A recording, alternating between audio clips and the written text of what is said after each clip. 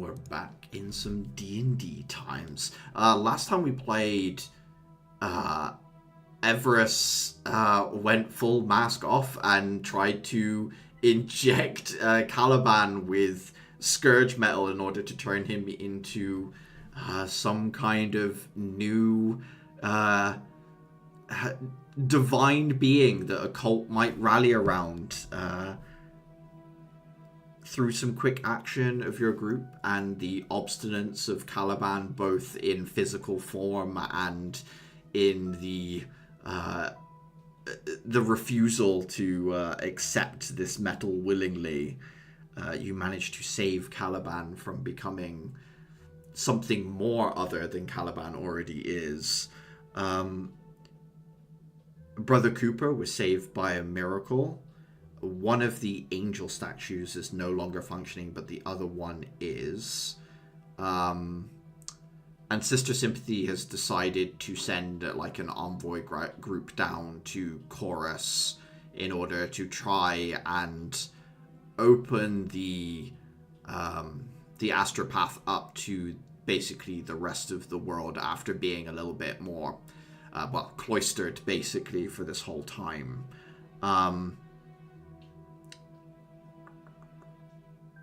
I think that kind of covers what happened last session. It was mostly like the combat on the roof and things like that.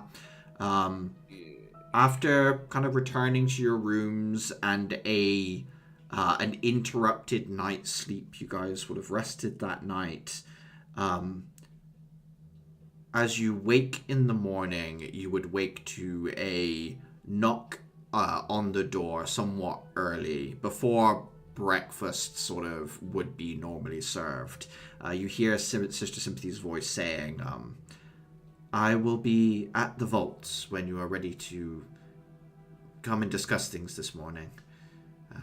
If I thought it best we get out of the way before breakfast is served. And then the sound of footsteps kind of moving away over stonework as Axel, having been awake but sort of like led in bed, staring up at the ceiling for a little bit. You know, when you wake up but you're like, actually I'll just lay here for a bit longer even though I'm awake. He sits up and looks over at like the stowed bag of things ready to move out this morning, and kind of would look over to you, Uther, and say, we'll take your bag. You've got the scourge metal that we managed to grab already in there. It's best not to leave it unattended. Yeah, lest we get Splinter Cult 2. The sequel. But he, gathers up a few bits and pieces, leaves his weapon and bag here, but eventually, gets ready and is stood by the door waiting for the rest of you. Anyone want to do anything that morning before heading to go talk to Sympathy at the vault? Hey, Axel. I know this was more of an off-the-books kind of deal, but we gotta... Do we talk about this, or do we just, this didn't happen when we get back? Axel thinks for a moment and says, it's going to be hard to disguise what we did if we talk about it. On the other hand, you are right that this event, it is of importance. I think I would be more comfortable leaving such decision of how to report it up to the headmistress and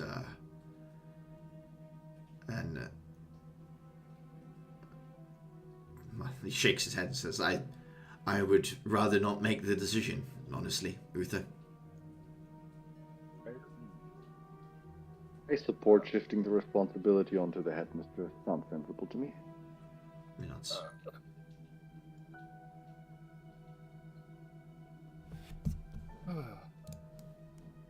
What mess. Yeah, we just had to stick our nose in it. It'll only get worse from here. At least for a little bit. Ow. We just had one of our party members get ritually sacrificed to transformed into some kind of bird angel hybrid. That's nothing. You should see what his normal society looks like. Full of scourge human hybrids? Nobles. Ah, word. He chuckles and gives you a smile, Caliban. None taken. I know. I wouldn't have said it otherwise. With you guys having, geared up however you wish, heading to the vaults, Sympathy waiting down there, is alone when you arrive, and just says, I wanted to discuss, the rest of the metal is in the vaults. I was unsure whether you wish to take it with you, or whether sealing it away will be enough or not.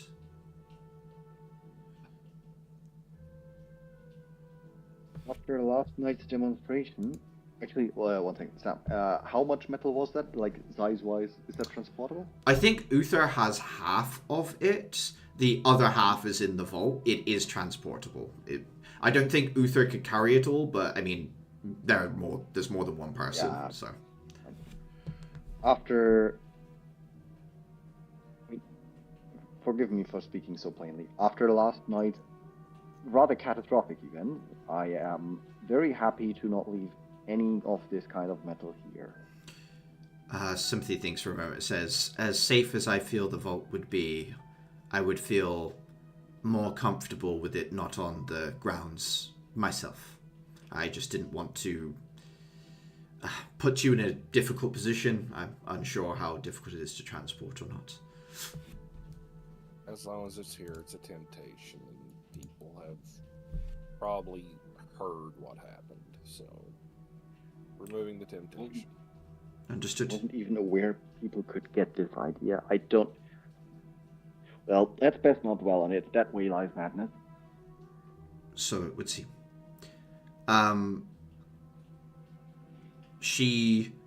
I think Axel will probably pop back for like another bag to like load up the rest of the metal into one of them. Does anyone in particular want to be noted as carrying this stuff? I know Uther has some.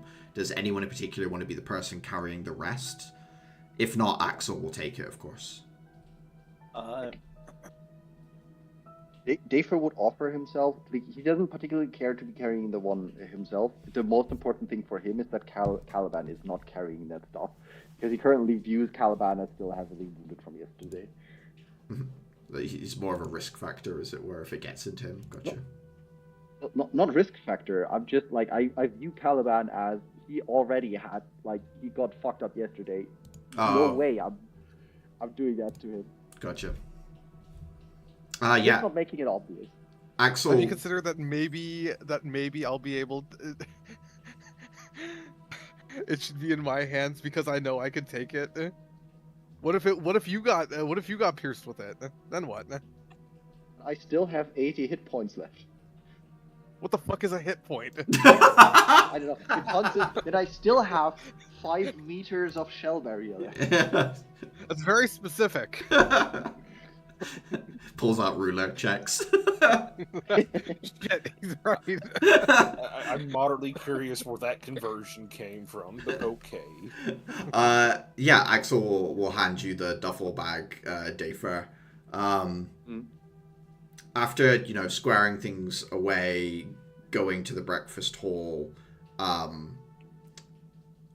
Brother Cooper would come up to you as a group as you walk in and say, I've volunteered to lead a group to the choir gate in order to talk about opening up visitors and beginning to trade and try and find some way of guaranteeing security for all of us in the region.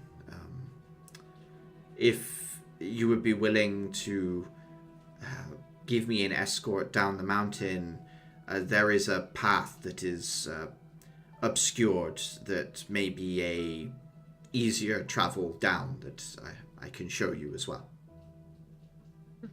This is Brother Cooper? Yes. I mean, we have to go down there with people we caught yesterday in tow anyway, so might as well have you come with us. Very good. After breakfast is done, I will meet you outside of the Astropath's main gates. Myself and a couple of others are going to bring some stuff down the mountain in order to a gift, as it were. Try and start things off on the right foot. Right. If you don't mind, do you guys have sausages here? I'd love to have to take a couple for to prepare a snack for when we walk back down. Brother Cooper nods and says, as long as you like goat, that can be arranged. Perfect. He talks to a few people that work in the kitchens. He's kind of the person in charge of... well, he's in charge of candles, but he knows the person who's in charge of the food and stuff, so... Axel sits down. You guys would... sausage even taste like? Probably just a little gamier than... I think pork is sweeter, to be honest, when it's sausaged, but... But yeah, Axel would sit down. You guys would be given like porridge with foraged fruits and things like that to put into for breakfast in the morning. But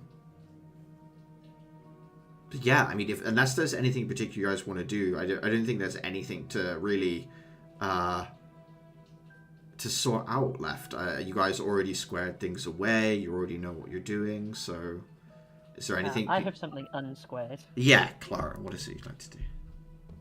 I'm going to go find Brother Cooper. Yeah. I mean, he walked away to talk to some people. You would find him like in the corner of the hall, Clara, as he turns on his heel, sees your approach, and kind of stays away from the group so you can have a more private conversation. Clara. I need to ask you something. Of course. When I was expending all of my energy to try and cure you of your ails, had you already defected to that cult? Everest had long been discussing things with me. I had not pledged myself in such a way, though I admit Everest's words had found some purchase within me. Did you already know what it was He shakes his head that was no. in your dreams? I didn't know anything really about it until Everest came to me with the material. She was herself, but different. I don't know. I was scared. I made a really poor choice.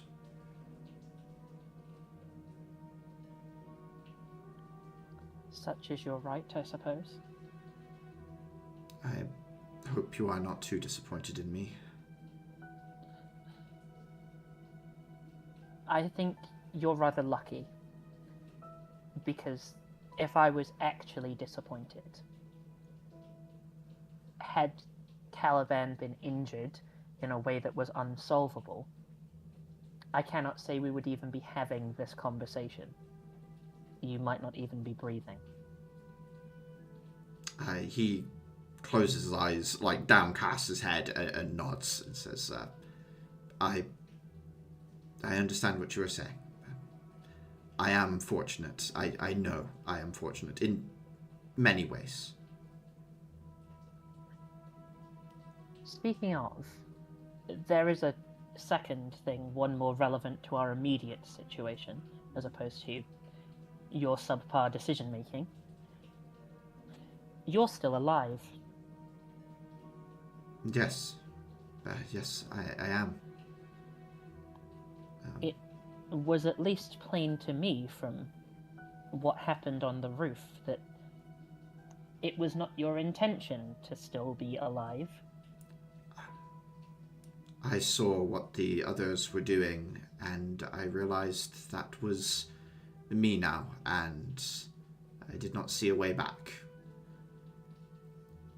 Yes, I intended to kill a monster. I don't imagine you have an actual answer to this, but why do you think you're still alive?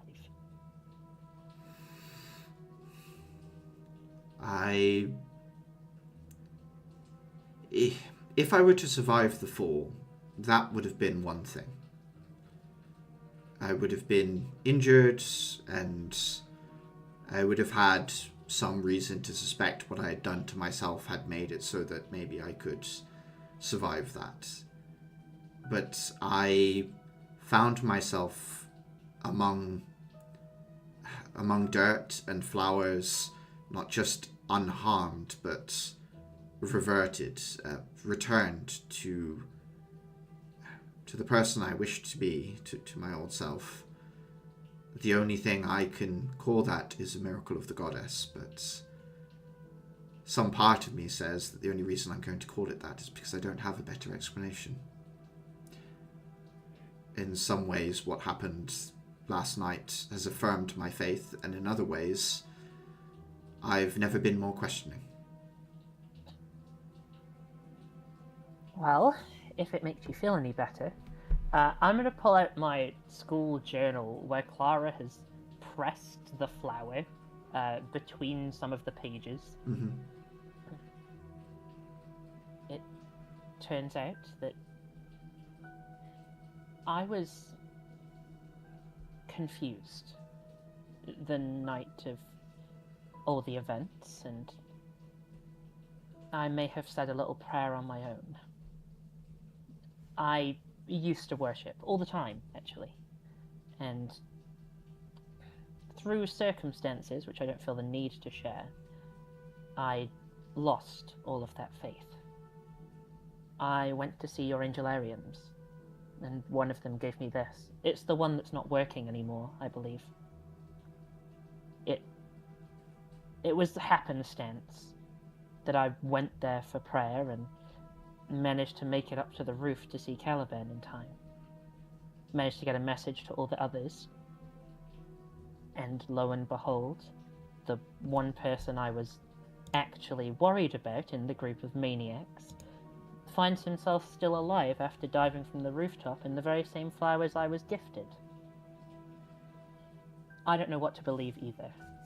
It seems in that case we're in the exact same situation. But I don't think we should take it for granted. I think this is both of our opportunities to make some changes.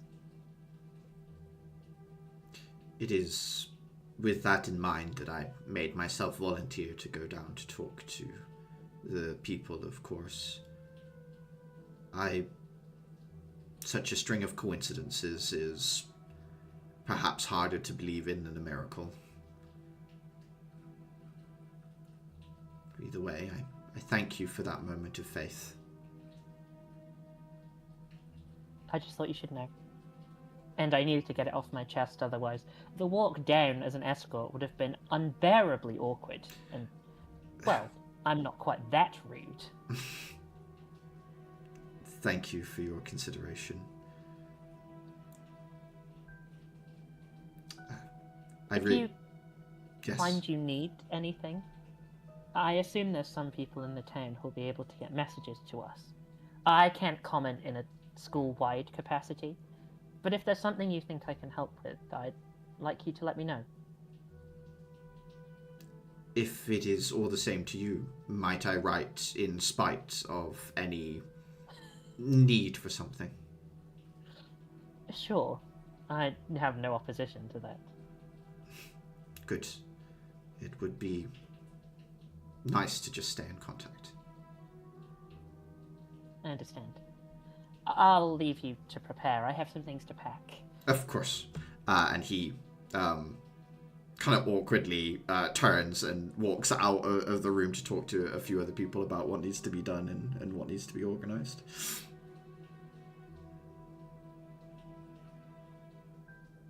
I think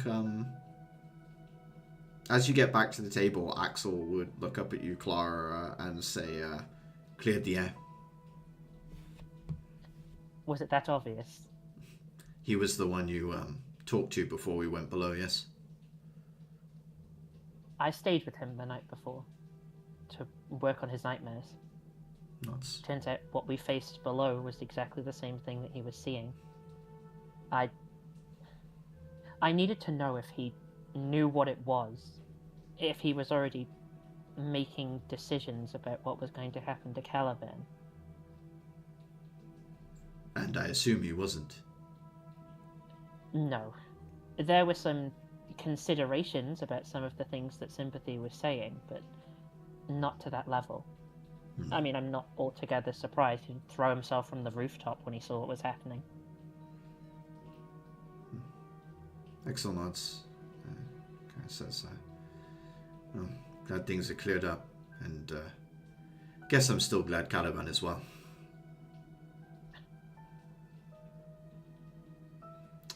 Finishes his bowl, kind of sits back and says, gonna grab my things from the room. Anyone got anything else they need to grab as well?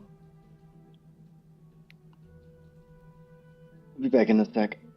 I still have to grab the sausages. Nods Wouldn't as want to you miss the snack. as you head off towards the kitchens. You'll head back to the rooms and grab whatever bags. I guess Cerberus is probably in there as well. Oh no, we forgot Cerberus. Or he's in the breakfast room. I think that would be hilarious. I think he's probably in the breakfast Yeah, room. I think- At this point, like, Clara is... Obviously, she's not inconsiderate, but she's kind of a bit like, man, this place owes us. Like, the least they can do is feed my animals. Yeah, absolutely. As there's like just 3 bowls of like, I don't know, porridge and dried meats that the 3 heads are like eating through right now.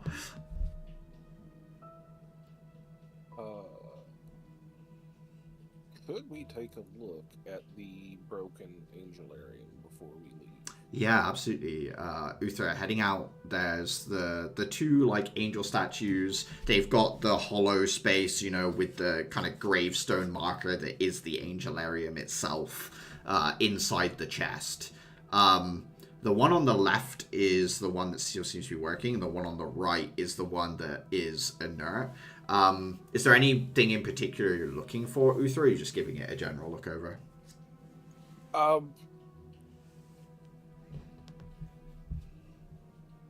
I kind of want to discern if it is not working by way of natural wear and tear, or if it is not working by way of something has been expended. I guess is the best way to ask what I'm asking. Yeah, absolutely. Dafer, from the point of view of walking out of the front door, like if you were leaving the building, it's reverse of what you're saying. If you're walking towards the building, it's what you're saying. Okay. Give me an Arcana check, I think, in that case, Uther. If you're studying it from like what is magically like remaining or not. 22. Get a D4 on that, don't I? Or You still do, yeah. Yes, you do. 24. D4. Uther, this isn't your wheelhouse, right? Like this is essentially some divine magic, some remnants of pure goddess magic. In that sense, it doesn't have some of the connections and things throughout the big statue body that you would expect on, say, a golem or something like that. So checking for like at the joints where the arcane power is supposed to move through. In fact, as far as you're concerned, the joints on this thing aren't articulated whatsoever. The fact that it moves is, for want of a better term, you know, a miracle. Looking at it, though, you can see that already this thing is beginning to break apart and decay. The outer like facade of stone around is beginning to crumble. The actual Angelarium has cracked. It is like worn and weathered, and like moss and other things like that are beginning to grow from inside it. Where the rain has hit it for the last like night or so on one side, it's almost like it's been hit with like bullets. Like it's all cracked down one side, like it's been repeatedly hammered by blunt force trauma in a sense, despite it being simple rainfall. But on a 24, like, did it suddenly lose its power? Was it slow wear and tear? It's impossible to tell with the loss of its actual magic that it had in it. But what you can say is, whatever happened afterwards, this thing is more vulnerable than it should be.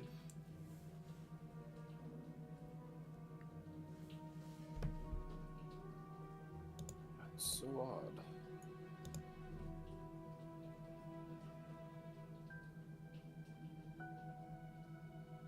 Okay, nothing I can do for it. I'll just shake my head, kind of nod to the functional one, and catch up the group. It remains inert and completely untouched by time, able to maintain itself and repair itself at will.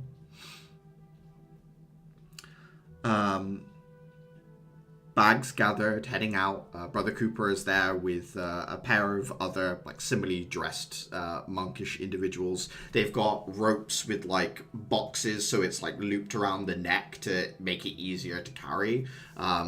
With candles and other things that they make here in great quantities in the boxes.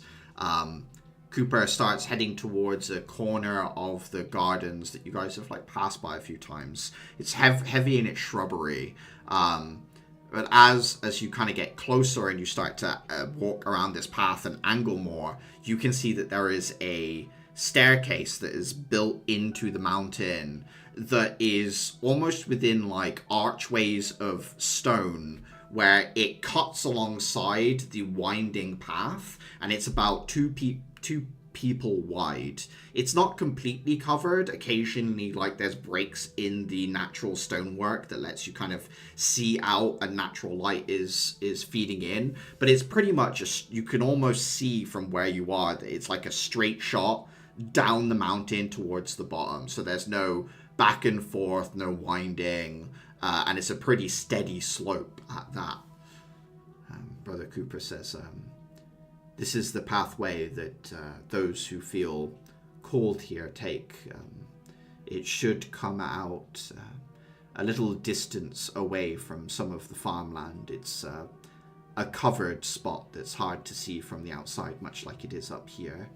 We use it for essentially people leaving to go on supply runs whenever we run low on things. It is a quiet and hidden path that hopefully we'll see more use in the years to come.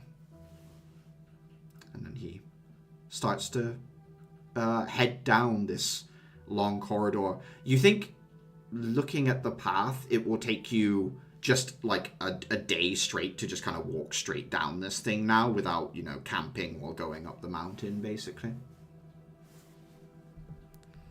However, it will absolutely kill your legs because it is all like step down, basically. Step. Oh boy. I think if we at some point do like if we do like a lunch break at some point, I think Dave would like, besides the usual lunch, roast the sausages and hand them out to the party. Yeah, I think there would be. There would be a break about halfway through the day. Does anyone else want to do anything as you're heading down? Why not? The trees here are still massive, correct? Up the mountain, the trees are not massive, but like you can see the Forest of Heaven's pillars from here because many of the trees are like they go up to the height of the mountain you are on. Some of them aren't, but you can like see them off in the distance, right? Okay, so we're not surrounded by unusually tall trees. No, not until, because you'll get to the bottom of the mountain, you'll go some distance through farmland to Quargate. That's when you hit the tree line. So it's like, if you think you're like back from the tree line and up. I think Adhira, looking off into the distance, seeing this tree line, mischief starts to form in her head, and she begins plotting. Do I want to know, or are you just gonna? I'll DM you. Okay. As you begin to down, you're kind of like looking over at the trees, but small smile to yourself. Anyone else got anything they want to do? It's somewhat of a monotonous journey, right? Like, you've got the occasional spot of a view, but it's mostly stairs at this point.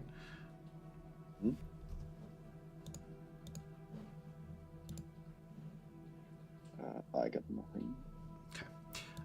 Though I would say I would try to like prepare the sausages in a way that they count as like a temp HP buff. At which point, I would like to grant that to Caliban, to Uther, and to Axel.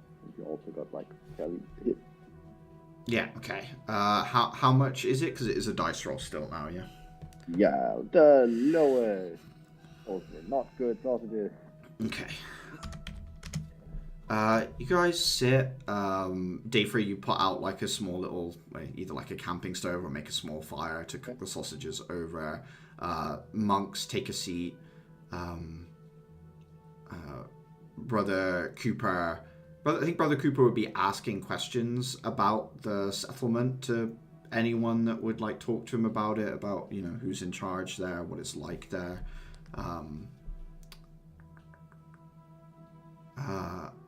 Is anyone keeping watch at all, or are you like somewhat confident in your covered environment? Or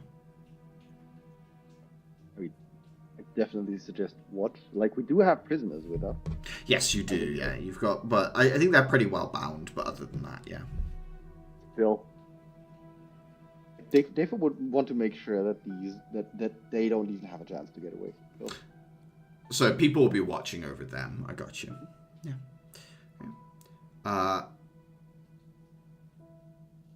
You make do a little bit of watches out just to make sure there's no problems in the distance. okay. Give me a perception check.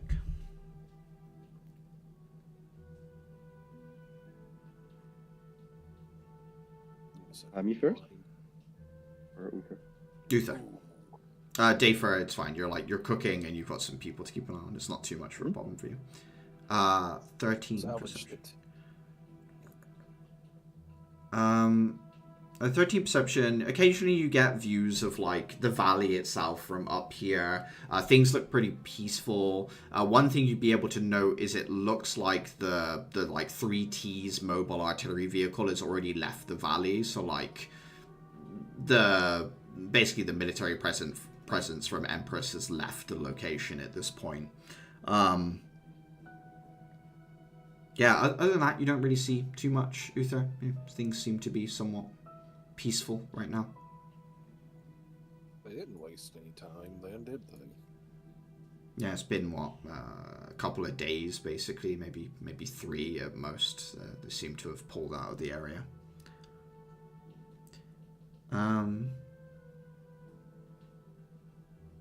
By nightfall, you guys have reached the foot of the mountain. Like, literally as the sun has disappeared behind, kind of behind the very mountain that you're descending at present. Stars beginning to peek out above in the night sky. The sound of, like, grasshoppers chirping sort of coming to the forefront as the heat begins to die out and it fades away into something a little colder. Axel kind of says, I think it's still a few hours to Chorus. Then again, camping with prisoners sounds like an effort in an extra level of keeping watch. Maybe we should just try and push on till night.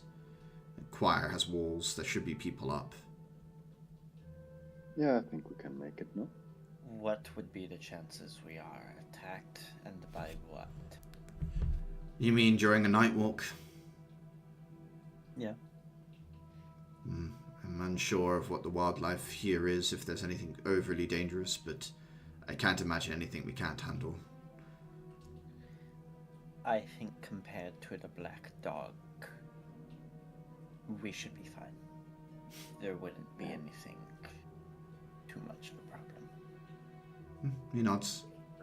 The dog. I turn and for no reason at all, I throw a black leather ball off into the darkness. Okay.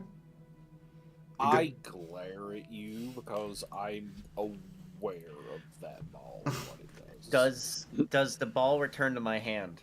No.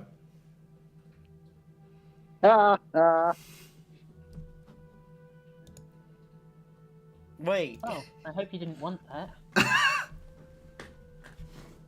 I pull out my flaming dagger and hand it to her and let her go fetch her own ball. Yes, she's gonna go try and retrieve that ball. Give me an investigation check.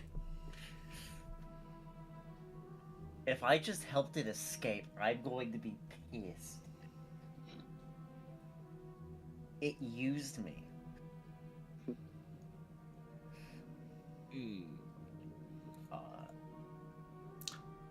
21. You walk off a little a ways from like the trail where you can see, you know, there's some lights from the group as Axel lights up a cigarette and holds up the little like crystal lighter in order to make sure you've got an idea of where you're heading back to. You move off the pathway a little bit and head. It's like a little hilly here, so there are some dips. So you kind of go over the edge of this hill. Holding up the dagger, you eventually come to a smiling dog, the ball in its mouth as it sits there. Eyes kind of gleam in the light of your dagger, down in the dip so that only you can see it. And it opens its mouth and drops the ball to the floor for you to come and pick it up as it looks at you. Look down at it, sort of look over my shoulder at the group, and then say in Sylvan, "Are you enjoying yourself?" Not as much as you seem to be, trying to get me to go into a group of people with this ball that perhaps still have distaste for me. Well, you are invisible, aren't you? Could Or you see can me? be. Yes. Then I am not invisible. Point taken. Activate. Do you want the ball? Apologies, then. I do want the ball. Come and get it. Are you... She will reach down and pick up the ball as she looks at it. There's not as much caution as the others. Are you part of what we met, or are you it? How does this work? From the reaction of our last meeting, at least before you found my little artifact, it seems that I have a great deal to learn about what I thought people needed. I have decided to temper myself as such. Yes, I am the same, but different. So will suffice for now. Come on, let's rejoin the others. And she will put the ball in her pocket. I think you would feel that Terminus is hiding in his lamp that whole time. Interesting! Do I get any base emotion why, or is it just a notice of absence? Fear of a superior. Got it. Regional manager.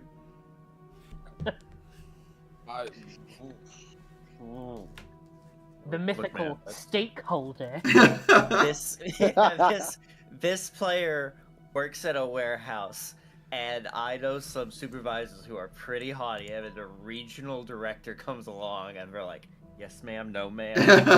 It's... Yeah. Terminus is very boastful, but right now he's hiding in his office.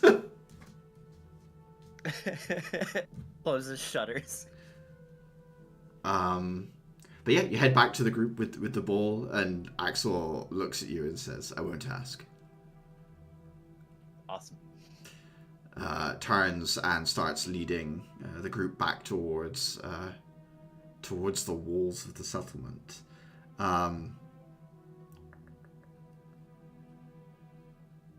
Everyone give me a perception check as you approach. A disadvantage because of, pitch black night. 21. 19.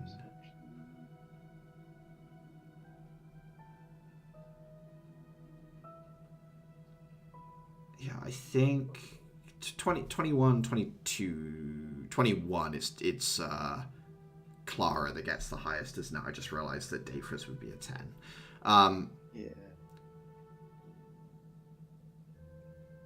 I don't know if you remember, Clara, but on your approach here, there was a watchtower on the mountains that you guys sort of passed by just before you got into your first sort of encounter with the Black Dogs, like an old watchtower up on the mountain. As you're walking through the pitch black, and you can see people walking around the walls of this of the settlement. They've got torches that are burning, so there's like some light there.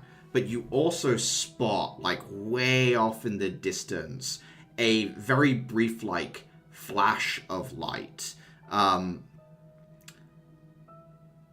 It seems to be to you on that 21 to be like off in the direction of that tower, like slightly up the mountain on the way back.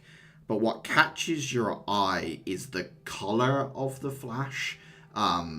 You would say that was a flash of like crystal energy. It's got that purplish glow. And the fact that you could see it from this distance, pretty big flash. Like whatever crystal was used, it was pretty intense. That said, Clara, there's like no follow-up, no like ominous sound or like further flashes of light or anything like that, Clara, that you can see. Just that like some amount of crystal that was expended like off in the distance as you're walking through that night. I don't suppose we're supposed to know anything about that watchtower. Wasn't it bandits that had set up camp there, or am I misremembering? It was Rangers. I seem to recall that, yes. Bandits. Axel thinks and says, I only recall Uther mentioning that someone was up there. I don't recall us coming to any sort of conclusion as to who it was, but why? Because whoever it is expending a shitload of crystal. Thinks for a moment. Could be 3T's military, but then the vehicle wouldn't get up that high. I don't think. Could you roughly describe the light of like the size of that flash? This is me asking for information to like give a closer estimate on like the level of crystal that would be. Yeah, I think from Clara's description, I'd let you make an Arcana check, but it would be a disadvantage, Dave. Mm-hmm. Yeah, makes sense to me. Double that I just 20s. do like do the mental math. 10. On a 10, you've got Clara's description, it would be big, but the problem you're having, Dafer, is like, it's nighttime, which kind of means that light, in a sense, is amplified, right? Like, it's a light in the dark, which makes it harder for you to sort of figure it out. The only thing you could say was, like, it's above, equivalently, it would be above a 5th level spell, at the very least. Doesn't allow narrowing it down that much. You almost have access to that kind of crystal, which is I guess scary if I put it like that. Well, yes, but we're essentially a military academy, which means that, that stuff only gets sanctioned and lent out. We don't have access to it as ordinary students or citizens, and we certainly wouldn't be able to get away with just spending it in the middle of the night for no reason. Out of isn't quite a specialist on any of the other spell schools aside from evocation and necromancy, but she would posit a question to Axel and the other members of the team. If it was something to send a message, or yes, a message, would it being up high do anything extra? Would you need to get up to that position to achieve something? Axel looks at you like, you mean like communicating words, or do you mean like as a signal? Signal, like sometimes I have to hold my scroll up to get a proper signal. Axel says you're supposed to put it next to your head. Your body acts like it's a thing. And here you've been looking dumb. Signal spirits. Thanks for a moment. It says if it was supposed to just be a like a simple signal, I don't know why you'd bother using crystal. You could do that with a light and a mirror or whatever it would be. If you're talking about sending a message like through ascending, I'm no expert myself, but I don't think it has any benefit. I have some secondary thought. Could this tower be a location for a ritual?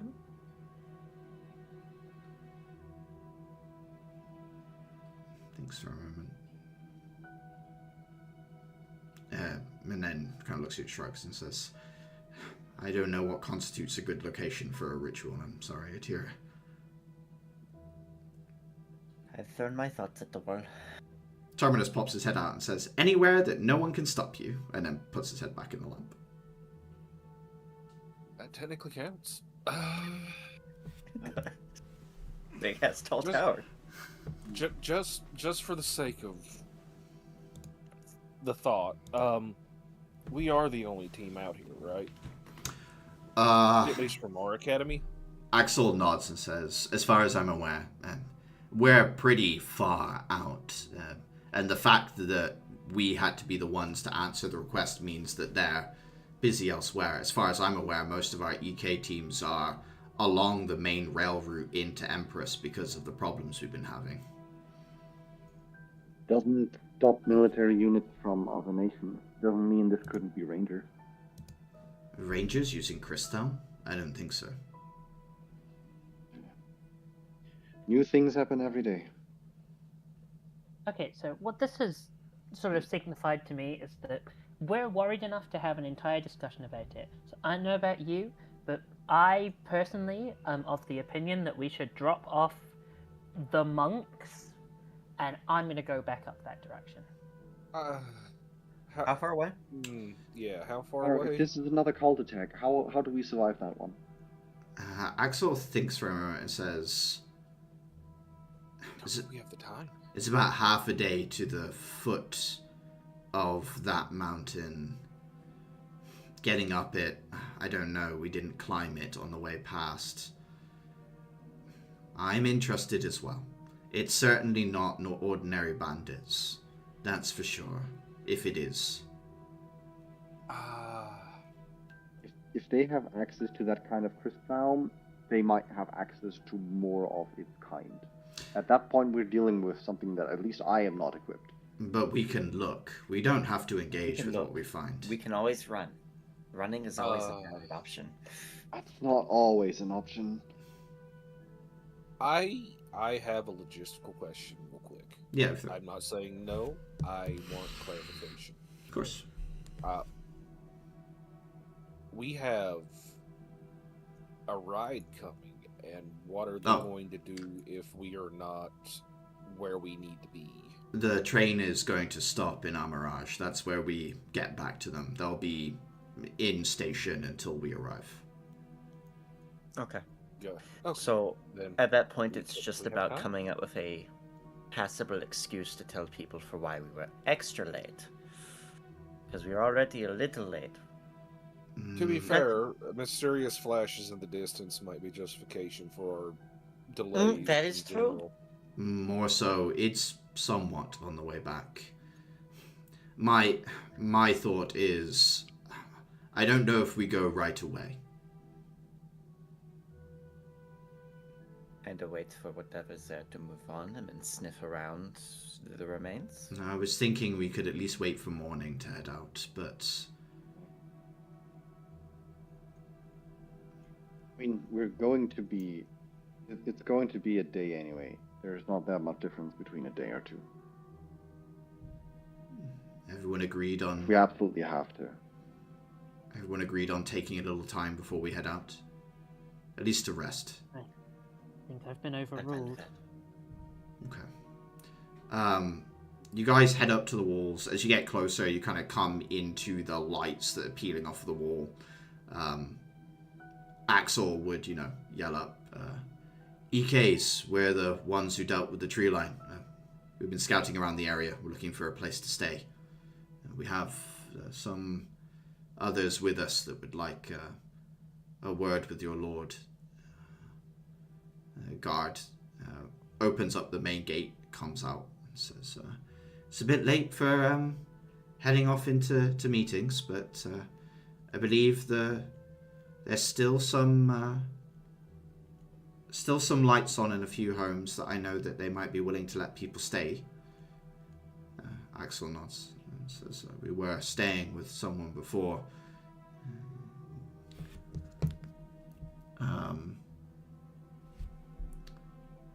But the guards kind of wave their hand and say, it's all right. There's the guardhouse as well, if you'd like to stay there instead. He kind of looks at the people who are wrapped up in ropes as he says that. And Axel says, yes, we do have some prisoners. Perhaps your lord in the morning would be willing to discuss having them more permanently incarcerated here within your prisons. Guards look at the two and they say, if you say they need to be imprisoned, I've got no problem with it. And these people are put off into cells immediately by a couple of the guards to be discussed as to whether they're supposed to be there or not at a later date. How cowed do these prisoners seem? Give me an insight check.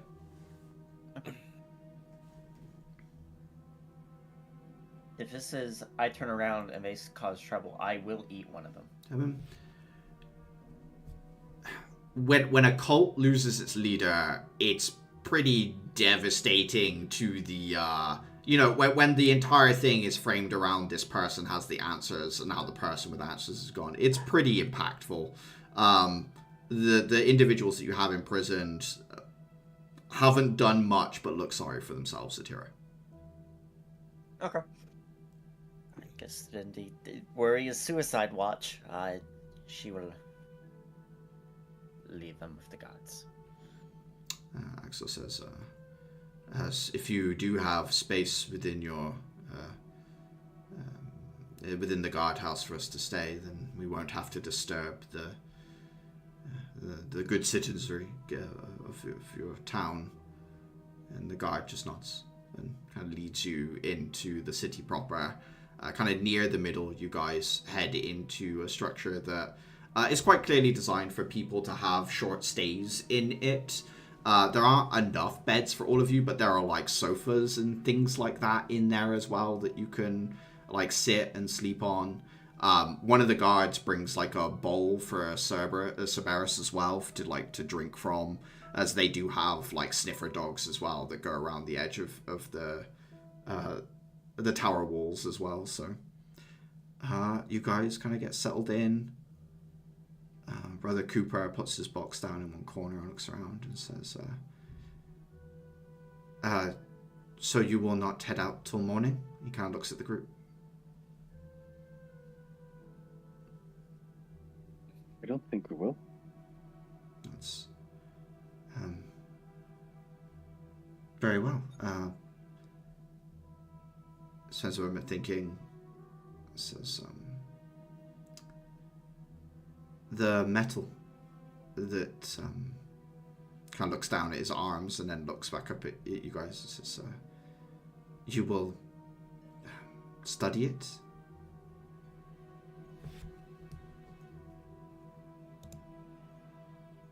That will destroy it. Well, call him A and call him B. I want to see if there's anything that can be done with it and get rid of the rest if there isn't. Just, no, never mind. You already know to be careful.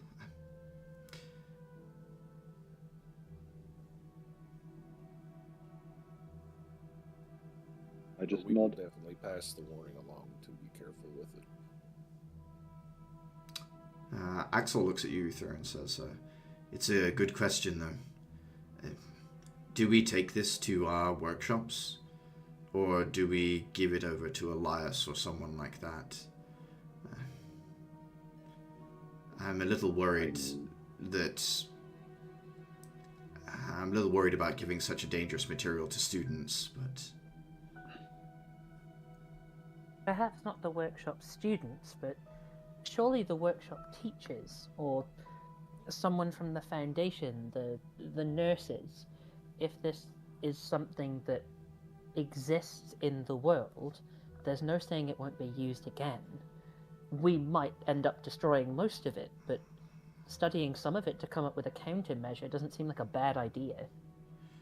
That's nonsense. Says there are a few members of staff within the workshop that are ex-members of some of the more advanced companies that didn't quite get along with the corporate environment. They certainly might have the expertise to deal with a material like this. I am also not sure how I feel about handing something of this magnitude out to, I don't know, it might be easily stolen for other purposes. As much as I'm sure some of our workshop students would love to mess around with it. Oh, I was more thinking about some of Elias, Learman's political opponents getting aware of it this way. True. No knowing what someone would do with it if they, yes. We already know that there must be somebody high up that is involved with some of the, more criminal underbelly of the city. I would hate for them to get their hands on this and then do some more unethical experimentation of injecting this stuff into humans. Make an insight check. What would you like to try an insight? It's more of kind of like a, not retrospection, but thinking about the student campus and the workshop students. What would the numerical odds be of a workshop student looking at this and instead of studying it, slowly turn to look at that one project that never got off the ground and be like, this might be the ticket to make it work? I don't know if you've ever met scientific PhD student. The chances are approaching 100. Yeah, I say 80% minimum. I think, off the back of, some of Clara's requests alone, you've seen Izzy smile more about, getting her hands on a codex and, other things like that, more than anything else. The idea that you might hand them some metal that can turn someone into a group of badgers is absolutely going to make them be like, I think I can use this for something. You know what? Maybe I've changed my mind. Maybe they should have it. What does this hat do? This hat turns you into a group of badgers. Hands the material, there's nothing I learned from it. Anyway, I made this tap dancing robot using some of the materials. Look at that. Look at him go. Yeah, every time he tap dances, the floor changes material, but don't think about it. It's like the basketball league. A Modron. tap dances for evil. Settling down that night, getting some rest. It's not the most comfortable building in the world. It's old. It's drafty. There are people coming and going constantly. But at this point, you guys, especially those of you who are used to camping anyway, at Hera, obviously that's not a problem as well. But like, it's not ideal sleeping conditions, but you get like a decent night's sleep. If there's anything you want to get back on a short rest, you certainly can at this point.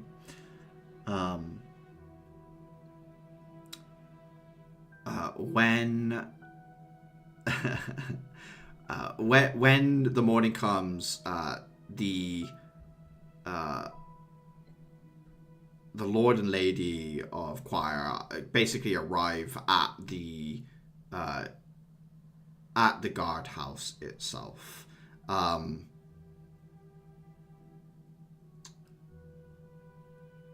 Is there anything in particular you'd like to request of them? I assume you guys are putting in good words for Brother Cooper, or is there anything that you would like to inform them of about the astropath or anything like that? I'm unsure what your personal opinions of how things should be going forward are, in a sense.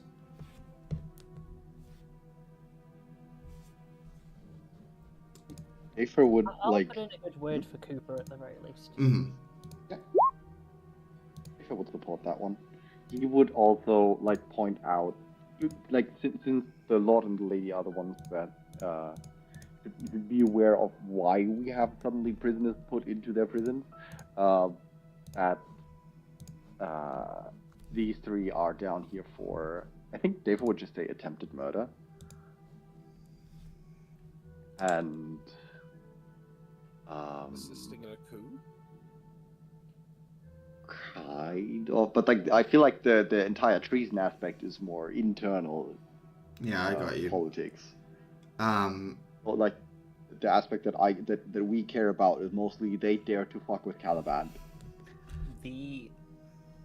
I think the thing that Adhira would whisper in hushed tones so the others don't hear is that we sort of, just as long as we don't mention any heresy, these townspeople probably won't lynch these prisoners, because I don't know if you remember, but they're a very religious group.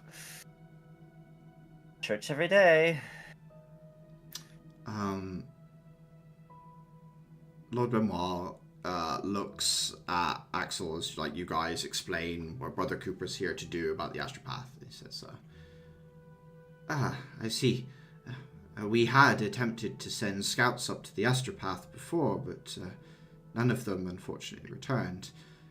Brother Cooper kind of inclines his head a little and says, there are guardian statues.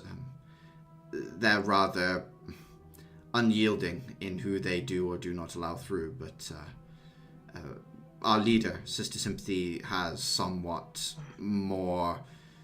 been more wary about looking out for people coming up the mountain that we're not expecting. Beyond that, there is a safer pathway that avoids the statue that guards the front of the astropath, which I would be more than willing to share with you and your people if you would wish to visit. We have, as our companions here have said, these individuals attempted to kill a member of their group, and not just that, but to sort of supplant Sister Sympathy. They were more dogmatic and extreme in their beliefs. With that, we have realized that we need more safety beyond just what these old constructs can offer. In exchange, there are things that the brothers and sisters of the astropath produce that we'd be more than willing to trade with yourselves in exchange for safety and brotherhood. The Lord thinks for a moment and says, I am Lord of this land, and it is my duty to ensure the safety of everyone from the tree line to the tip of the mountain. I would be happy to fulfill my obligation to you and your people. Brother Cooper sort of like lets out a sigh and puts down a crate and opens it up and shows them. And Lord Benoit says some kind words about these candles that are shown to him in a very practiced way. But he eventually looks at Axel and says, these individuals that need to be jailed will take it as a matter of utmost security that they do so.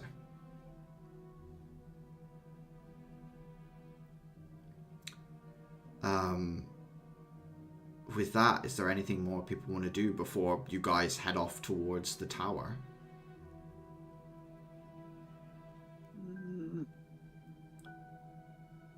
I think I'd go just once again food, like more general food shopping, so that I don't have to go for rations along the way as early, like stuff that doesn't need to last as long because we'll just eat it the first couple nights. Yeah, Axel throws you a couple of gold from the like actual physical money that you guys had for this trip in order to buy some bits and pieces. You'd be able to get enough food to get you back to Amirage as far as you're concerned, Dayfra. Mm-hmm. That's fine. As you're leaving, Brother Cooper would give you one final goodbye, give you like a short bow to the group and just say, thank you for all you've done. And not just for us, but seemingly the Lord seems to say that you've done much for them as well. Safe travels back. Don't get into any more trouble. I am doing my best. I was so nervous. You see he's like so nervous to talk to nobility, having just lived this simple life up a mountain, thinking that would be where he lived and died.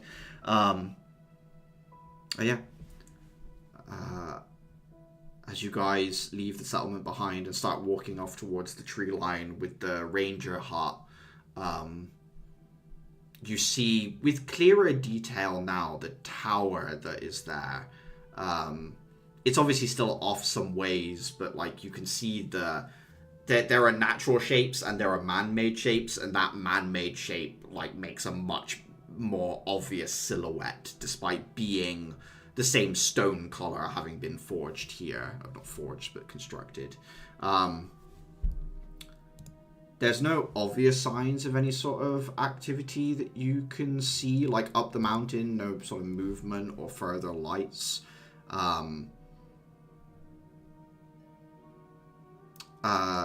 Who is leading the way back through the forest? Through the Black Dog Forest. Not the Black Dog, the Smiling Dog, I should say.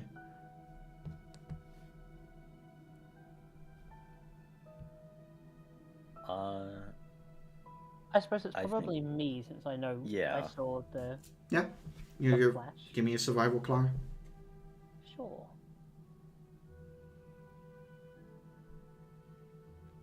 13.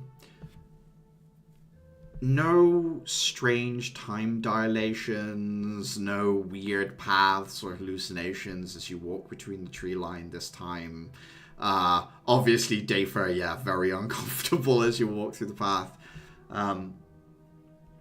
There aren't any obvious trails, Clara, but at the same time, you're able to find one that, like, mostly avoids things growing out over the natural pathways that the forest has formed over time. You see a few animals about, a couple of stags and other things like that moving about the wood line. As you guys breach the tree line on the other side, your view opens up much better, and you can see... OBS just disconnected on me. Can everyone hear me? Uh-oh. Yes. And OBS is reconnected. Look at that. Down the mountain from the actual tower itself is a crashed airship. It is a older generation airship.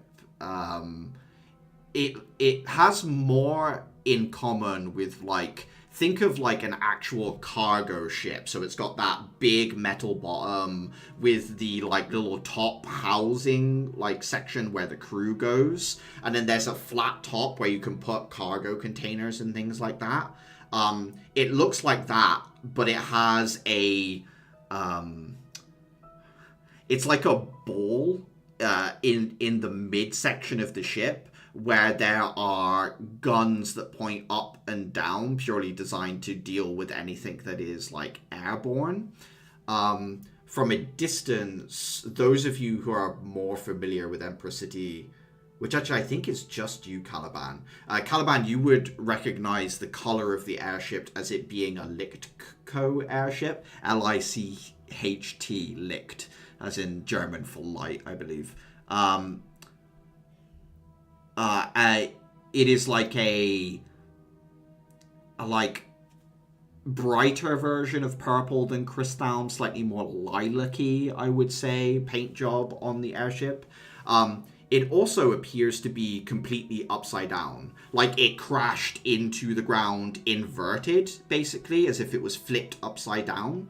But it's just like down the mountain from where that tower is. No sign. Give me a perception check.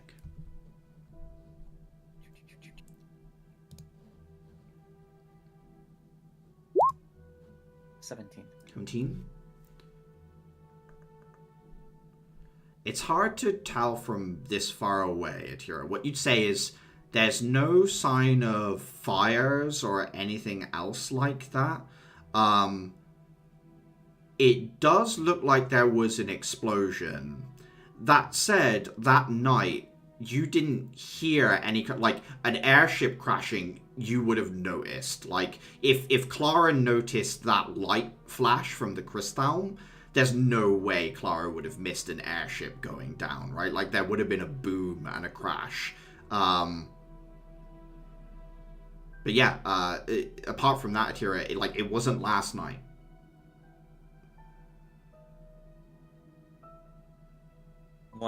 But she looks at the rest of the group and says, I can't tell how recent this is, but the father would have saw that last night if it happened.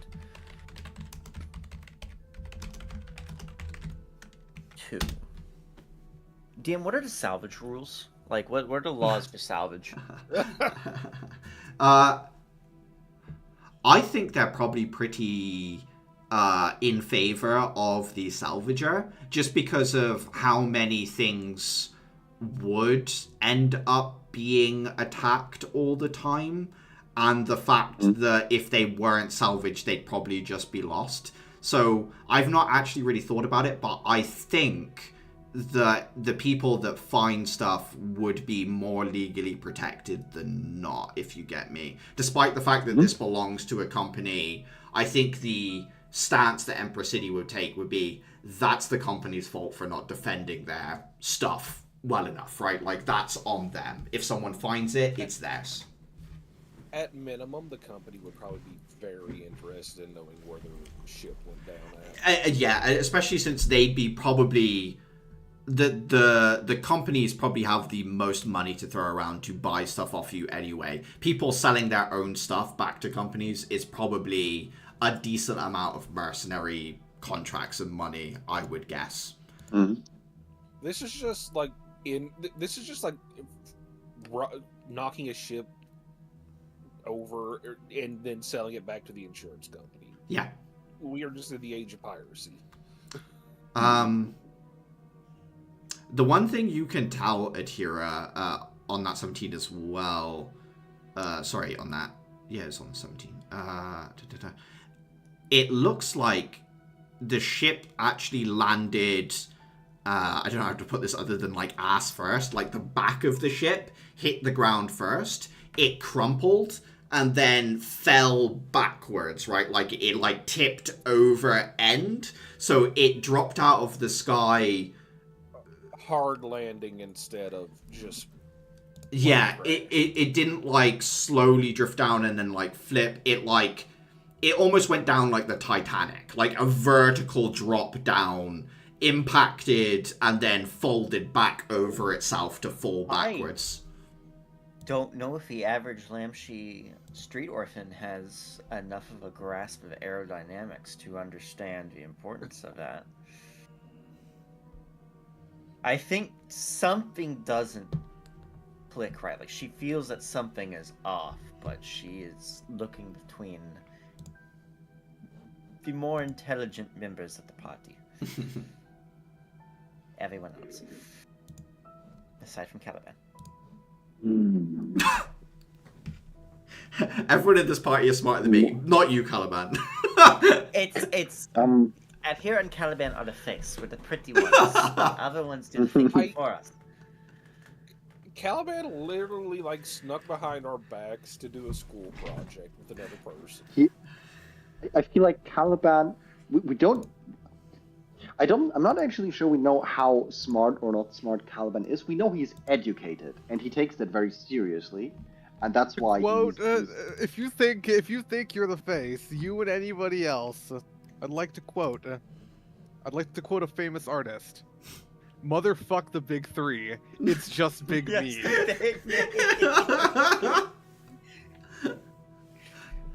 Axel looks off in the distance at the crashed airship and says, "You're right. It can't have been last night. And Dafer is correct. It can't have been when we first passed through. It was in the last few days. The odds of there being survivors is low, but I don't think it's low enough that we can pass this by." Check it out. If nothing else, find the logbook and figure out what happened. Just try and figure out how it went down. It's too far from miasmic lines for me to believe that it could have been attacked like that. It has to be linked to... It's so close to that tower, I'm struggling to believe that it isn't connected in some way. Is it worth splitting off to have some people check the ship and some people check the tower? I'm against this. The last time we split up, Caliban got almost sacrificed. Axel nonsense. It's risky. It would be efficient, but at the same time, whatever can bring down an airship can certainly cause us troubles. How far away is the ship? You guys have come through the forest. It's... If you think you've been traveling for about 3 hours, it's like another 2 to 3 hours in the distance.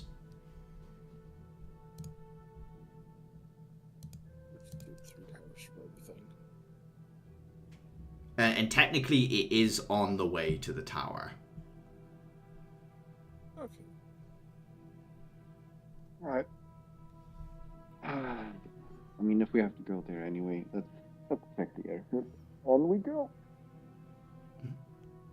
You guys... Yes. I'm starting to have that really weird feeling of there are too many coincidences happening around us again. Axel takes a deep breath and says, "I think we're just starting to move into busier times. There are lots of people that have a lot of agendas out there at the moment. This could be Sin, could be Paladins, could be a resistance group at the border of Heaven's Pillar. There's too many groups I can think of that might be able to pull off something like this." I mean, at least it's not the bone spirit from way back when. There's no way it made its way here. That would be hilarious. Why would you speak that? You open up the airship doors. Everyone's bones are just a mess. You're like, oh, fuck. Fucking bone spirit. I have a concerning thought that I've been so far lucky that we've avoided it. The hawk moth did migrate this rough, general-ish direction. The hawk moth is definitely strong enough to take down an airship, Uther, you would think. I'm not saying that's what it is. I'm not saying the hawk moth is here. I am saying that based off reports I was looking into, it is in the region-ish. See, I only just summoned the bone spirit. That was an enemy we could fight. Uther summoned the hawk moth. I don't hear you guys I am not now. summoning. I am not summoning shit. I summoned the black dog. In defense position. No, I can nuke all of us right now and shatter this lamp. The approach to the airship itself, Axel would like bring you guys to move along the edge of the mountain. It's a little harder for the tower to see that way, but the like final, say like 400 feet or so is pretty much out in the open. As you get closer, does anyone want to keep an eye out for anything in particular, or are you like, I don't know if there's any sort of spell or anything like that you want to do, whether you want to send Severus up at all, Clara? I don't want to send Severus, but what I will do is use the world wood to find familiar, I think. Ooh, yeah. What familiar would you like to conjure? Let's just go with like. Let me have a look at my options here. Of course. Should probably be something flying. Let's go with Hawk. Hawk sounds good. Okay. Hawk suddenly materializes. Is there anything special about the way this hawk looks, Clara, or just a hawk conjured from memory? Yeah, I'm gonna try and make it look like just a normal hawk, inconspicuous. Inconspicuous hawk. He's wearing shades. See. Very non-baseball. Yeah, he's got the Marvel disguise on, shades and a baseball cap. Yeah. It works though. It does. Adhira is not going to be looking at the tower. Mm-hmm. She is laser focused on the ship. And that is because her intent is that when they get close enough, she is going to break off ahead and try and get early pickings. This is... Every word that assume... followed, I literally could not predict that when that was ending. I should have been able to, but like, I was following each word like, I think I know what the next one's going to be, and then the last one hit me of early pickings, and I was like... the moment you said it favors the salvage, I've been planning on... I love the idea of Adhira looking at the rest of the party and being like, legally? She's like got her arms around like a stack of gold. I have to ask, do we are like a velociraptor tall grass? No, it's pretty open, unfortunately, heading towards Adhira. Like, right now you're moving through a little bit of a tree line, but the tree line breaks once you start going up the mountain, which is like, it's sort of like, it's not strewn across the mountain, but you can see where it impacted, fell backwards, and slid a good distance. Because you can see, like, the trail of destruction, right? As it's, like, carved down the mountainside a little. We need to get Adhira tested. I'm not sure what for. It might just be rabies, but we gotta get her tested. She's, like, foaming at the mouth near any shiny object. I think she will continue, and then once we get within a distance that she thinks she can cover with a use of dash and then step of the wind, she will shoot off towards the airship. Clara, is there anything in particular you're looking out for with the hawk? Like, is it like entrances and exits, signs of what happened, signs of survival? Like, is there a focus? Movement, primarily. And then I suppose, secondarily, if nothing seems to be moving, any sort of crystal. Yeah, give me a perception check. We'll just use your stat, Clara. Like, you're basically using it like kind of UAV-ish. 19. Movement, kind of, Clara. There's like an intermittent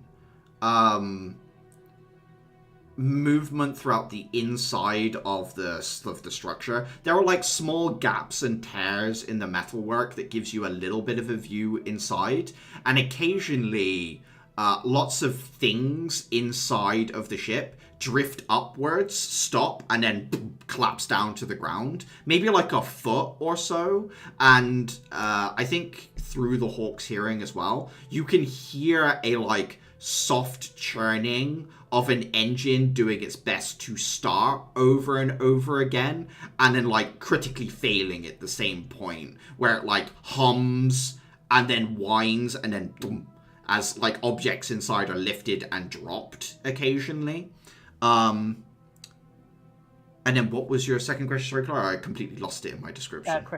Crystal. Yeah, so you see that there is a glow of some crystal inside. I think on a 19, there's something about the coloration and the structure of some of the crystal you see that's like, it's oddly cloudy. Normally crystal has this like perfect, you can see straight through it, purplish, like distorts the shape of things a little bit, but you can always see through it. The crystal on this ship has gone a weird opaque purple that you've never seen before. Okay, I will relay most of this. Well, I think someone might be trying to start it back up again. Could also be an automatic reaction, but yeah, true. Cloudy crystal, is that something I or Uther would have encountered? Both of you give me an Arcana check, Uther and Dafer. Oh boy, Arcana. 23. 26. 20. There's more. Come on. Oh, technically. Oh, not the dart. Damn it. 30. Cool. It is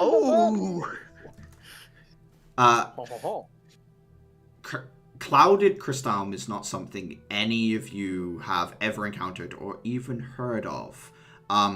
Uther, on a 30 Arcana, the reason crystal is so useful is because it has that same repeating standardized structure throughout it, right? Where if you cut an inch of it out, it can be used exactly the same way in any machine that you put it in, so you can standardize it.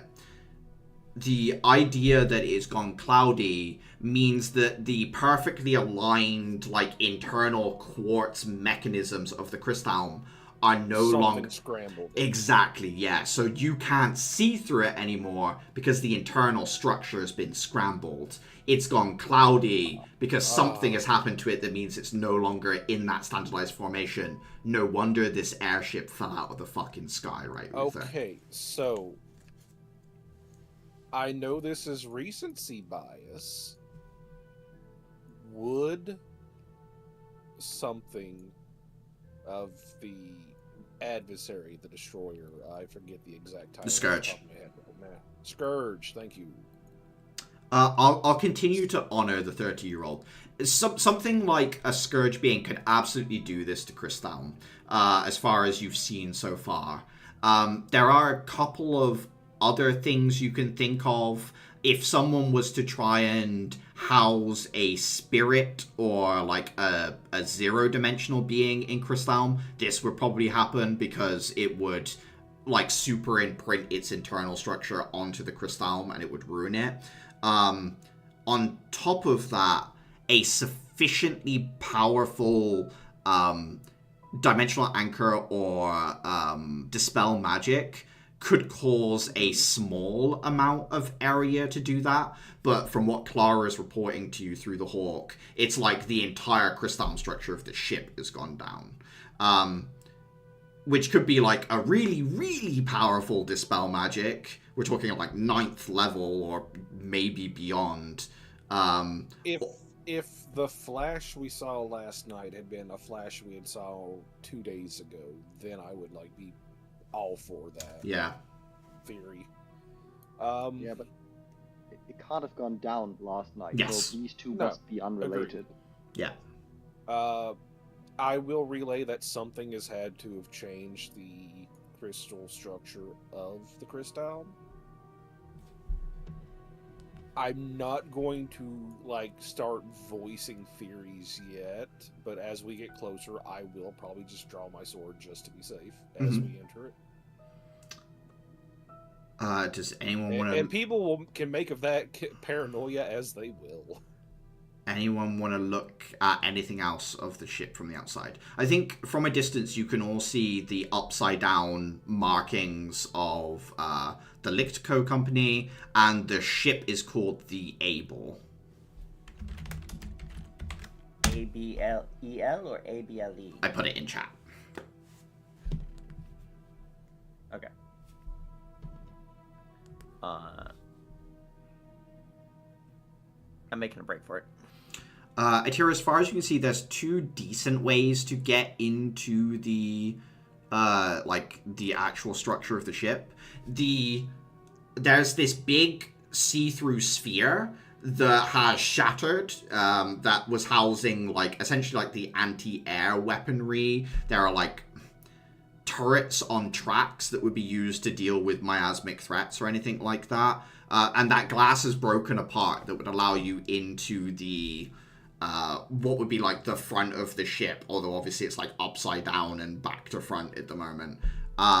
The other way in, there are some like big tears in the metal where when it first hit the ground, it crumpled. So like in the midship, there's like a crumple zone, and where it's all buckled, there are like sharp sheared edges, which are more than big enough for a person to walk through. I will aim towards the shears, and I will use Ray Step to pass through unharmed as much as possible. Give me a strength saving throw. Local cat meets gravity. 19. You run through the wall, slip in, just as the engine like turns up. You grab hold of one of the bracing bars that people are supposed to like clip themselves to in stormy weather. And you manage to hold on tight long enough for the engine to chug and for you to drop back down. But you've made your way into the ship. Obviously, Atira darts off on her own as Axel puts out a hand and it's like about to say stop, and it's like she's like off into the structure of the thing as well. Axel like sighs and starts jogging towards the same spot that Atira went through. Does anyone else want to go somewhere else on the ship?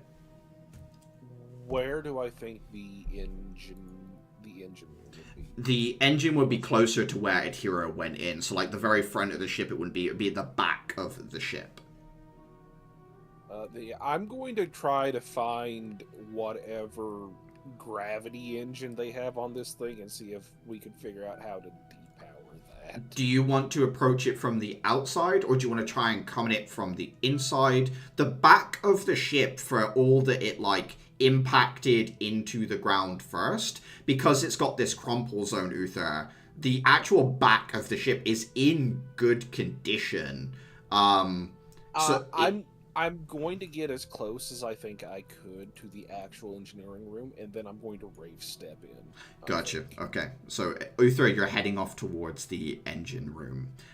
Yeah, because that's just going to be a recurring problem for us if we don't. Yeah, absolutely. Dafer? Is the structural integrity of the backside of the ship of the sort that I would not be able to blast through it with some well-placed structural weakness runes and some siege damage? Give me an Arcana check, Dafer.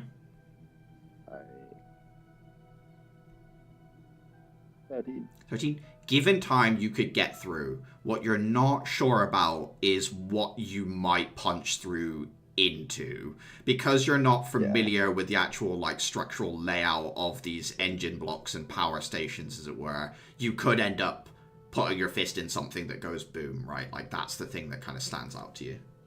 Well, the way worse scenario is punching my fist into a gear of sorts. Yeah, sure. It's just like your arm just crunches. Yes, that would also be bad. I'll give you that. Daver gets a starring role in the next OSHA safety video. And here is Daver to give a talk about pinch points. And Hira giving that talk is the worst. Okay. Ow. Okay, given that Uther went off on his own, I think Schaefer would just follow Axel to see if we need to get Atira out of the pickle.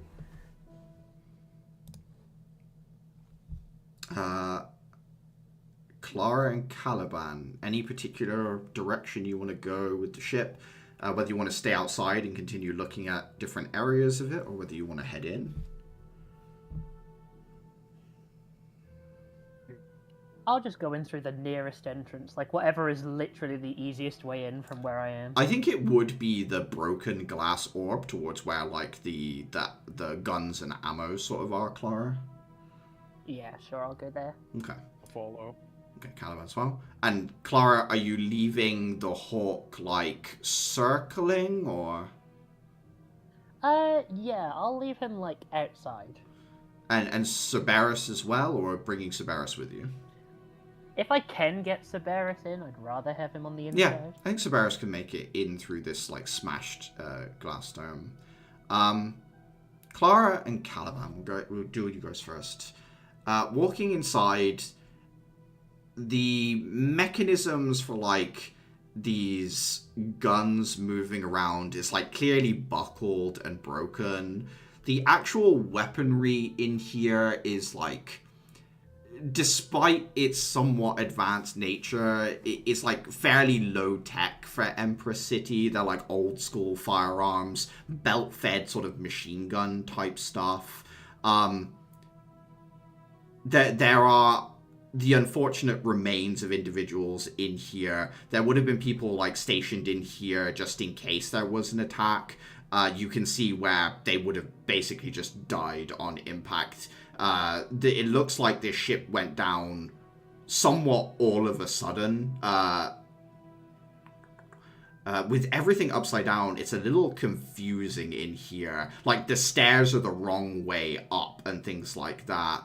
And you can see there are some sealed bulkheads. One that heads towards, like, the very prow of the ship, and one that starts heading back further deeper into the bowels of the ship. I don't know if there's anything you want to particularly look around for in here, or a direction either of you would head. A little bit gross, but I'm gonna look at like the bodies. Mm-hmm. Like I'm just trying to ascertain if they actually did die on impact from the crash, or if they may have been cleaned up by something that came later. Yeah, give me a medicine check. Sure thing. What's in their pockets? Give me an investigation check. Okay. Get out of there. Oh shit! Yeah, hold Sure. on. 1d4. Clara, from what you can tell, the blunt force trauma that these bodies went through was extreme. It looks like there were two separate impacts, you would say, on the 14 that you had. Probably the first, when the back, like, dropped down, they would have all fell back into what would have been, you know, just essentially the wall behind them to begin with. And then secondly, when this whole thing flipped over, they would have basically landed somewhat on their heads at that point. That said, a couple of the bodies do show wounds that could be cuts from the glass, but they're positioned in a way that makes you think it was done with a blade. It's like across important parts of the neck and things like that. Just 2 of maybe 10 bodies feature a wound like that. Okay. On a 15 Caliban, there's a couple of Crystal cards that you find in here, the kind that would like store money. Very depressingly, a couple of them would have family photos, as far as you can tell, Caliban, from, you know, people back home in Empress City. You recognize some of the locations that these photos are in, streets in the middle of Empress that you've been before, Caliban. Apart from that, you know, these are ordinary workers on a cargo ship, basically. Caliban, as far as you can tell, there isn't too much of interest. We do have like solid currency besides just like crystal cards, do we? It's becoming rarer and rarer within Empress City itself, but yes, gold is still a thing in this world. I'm gonna check. I'm just gonna like sift through. Would it have been taken? Do you want to check how much money is on the Crystal cards, basically, whether their money had been taken, basically? Is that the... No. I'm just checking like if there's anything actually like solid on there. With that in, what I'm trying to say is like if there's something solid. You said that there's like they're moving to a more credit-based or Yeah. credit-based system. I'm just like trying to pinpoint as like a base of reference to see like how far this would have been.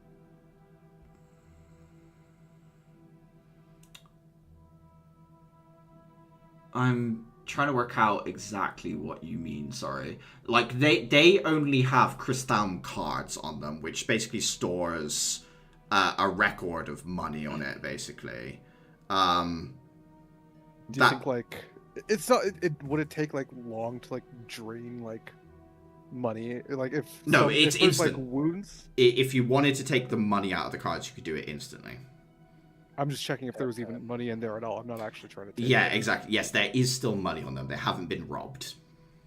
Okay. That's, Yeah, and that's here what I was hasn't trying to gone figure out. You know, I'm not gonna lie, that money's not gonna be doing them any use.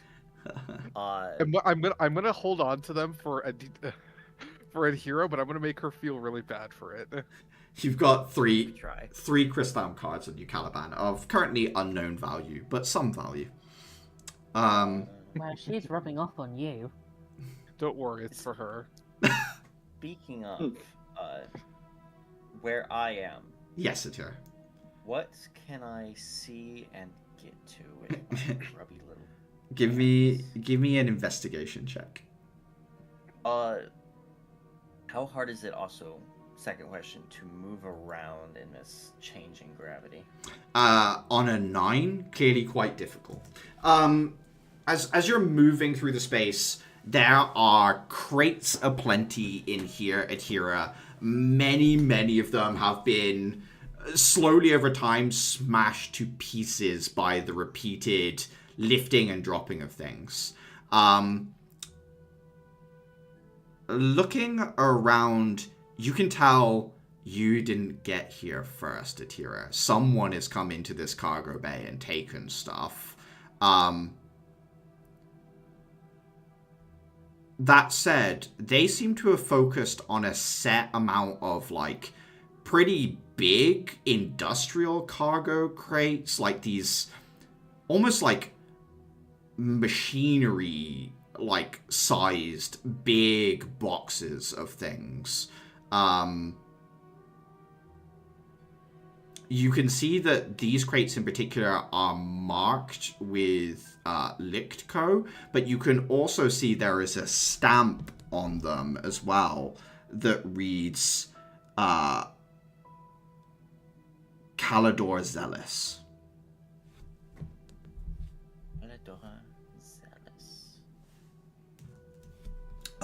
With a C, and there's two L's, I think. Oh, I no. can't remember why we know this person, but we've heard this person talked about before. Have we heard this Okay, name I'm before not somewhere? I'm It- 100% certain we know this name. I just can't remember Does where that from. does that tickle something in Anhira's brain? Yes, we do. Current governor of Heaven's Pillar. He is There you in go, fact that's it. he is in fact the current It governor. might have just been me. I think, Clara, you did mention it at some point in Amirage, but that's like a vague off my head. I think that Atira, that's one of those names I think for you does ring a bell, but does like ring a bell in the sense you're sure Clara said that name before. She's gonna be looking at this name, and I think for as the gravity resets for the 4th or 5th time, she's going to audibly groan and activate her extra arms, pushing them up against the wall, the ceiling, the floor, and using them to basically anchor and move herself. Yeah. Like a You spider. You begin to dock your way through different crates and things. some of these boxes that have split open, you can see that there are, for want of a better term, like little knickknacks, like things that you would describe as like commercial tap, the kind of like little gadgets and gizmos people love to buy but aren't really of particularly any interest to most people, you would say, Atira. Think like kitchen appliances and things like that with like crystal built into them so that once a day you can toast your bread. Like it's like that kind of thing. There are like toasters in here and other bits and pieces like that. Something that would impress people that don't have that, but like. Indeed, something that would be impressive to someone who doesn't have that in their life, or convenient, even maybe. On a 9, that's what, like, as you're going through it, it takes you a while to start sifting through these boxes right here. That's what you initially find as you're going through. What were they looking for? And Dafer, did you? I can't remember now if you went with Uther or if you went with Atira. Axel also went with Atira. Yeah, I went with Axel. I tried to go with Uther and then realized if I'd need to smash through the wall. Yeah, I that gotcha. would potentially amputate my hand. In which case, Axel and Dafer, like as I and you, Dafer, enter into the space, you see like Atira having adapted somewhat to the environment by using the arms to move around and seems to be inspecting different boxes. Axel, being as strong as he is, just walks around by like holding onto the bars. I think Dafer, to be fair as well, you're probably strong enough to get away with this as well. There are some bodies in here, but having been trapped in a gravitational loop for a very long time, it is very much not pretty. And you can see that Atira is basically like zoomed past that and completely ignored it in pursuit of these boxes and crates. Is there anything in particular you'd like to look for, Dafer? What is not pretty? So if you imagine someone died in the crash here, but with every engine restart has been lifted and dropped like 3 feet or so, it's very much not pretty having received that much impact over and over again, right? Yeah, okay.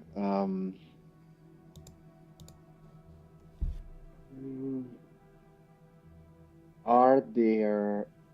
I think, like, you said that Atira spotted that she was not first here. Yeah, and it's somewhat obvious. Like, there are boxes and things that have been gone through that are big. Like, it would take some work to get the stuff out of it.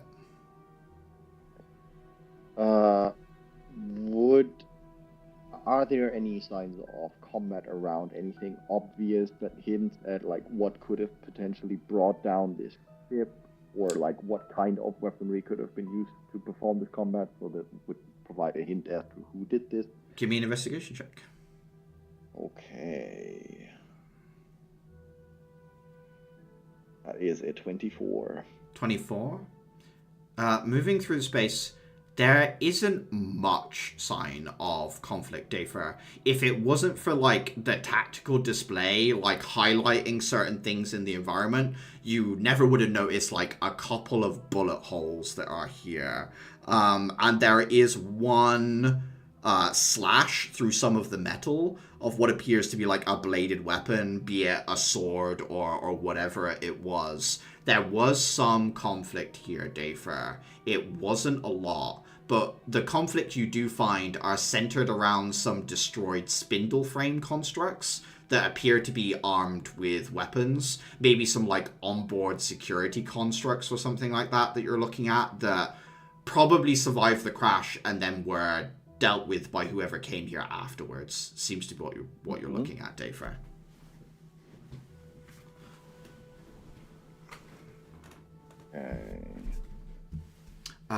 But that already narrows it down, because like that's the kind of bladed weapon that like is would be very typical for an EK to wield, but like would be very atypical for, I don't know, 3Ts do.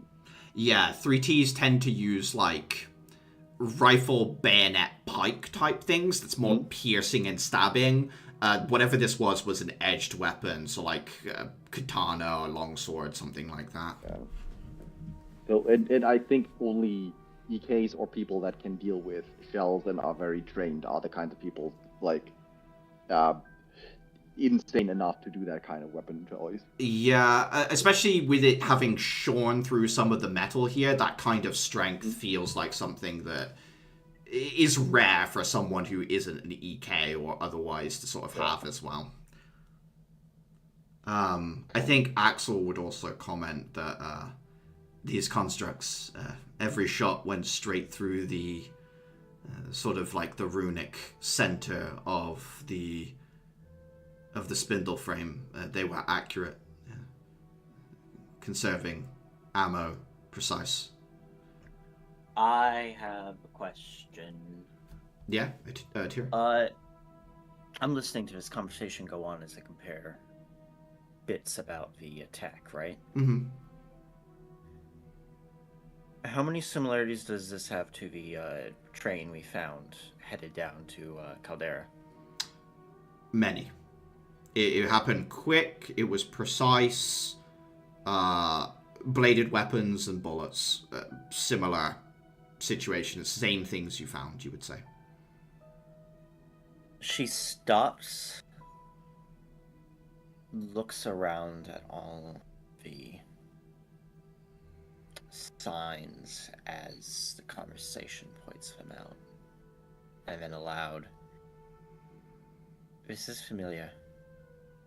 This is too familiar." Oh? Do you mean? You think you're thinking of the when we encountered on our first mission? She starts nodding. I know compare. Sorry, yeah. It's she will voice an affirmation. Yes, the coincidence of we have found yet another very similar event. Given my memory, if I compare what I have slotted away of that scene with what I see here now, does that seem consistent or anything that seems particularly consistent? Give me an intelligence check with advantage, Dafer. Okay. Whoop. Do I get the 1d4 on that? Not for this one. This is an old memory that you're calling up. Literally, like, you call up in your mind the bullet holes from the train and, like, almost, like, overlay the memory with what's right in front of you.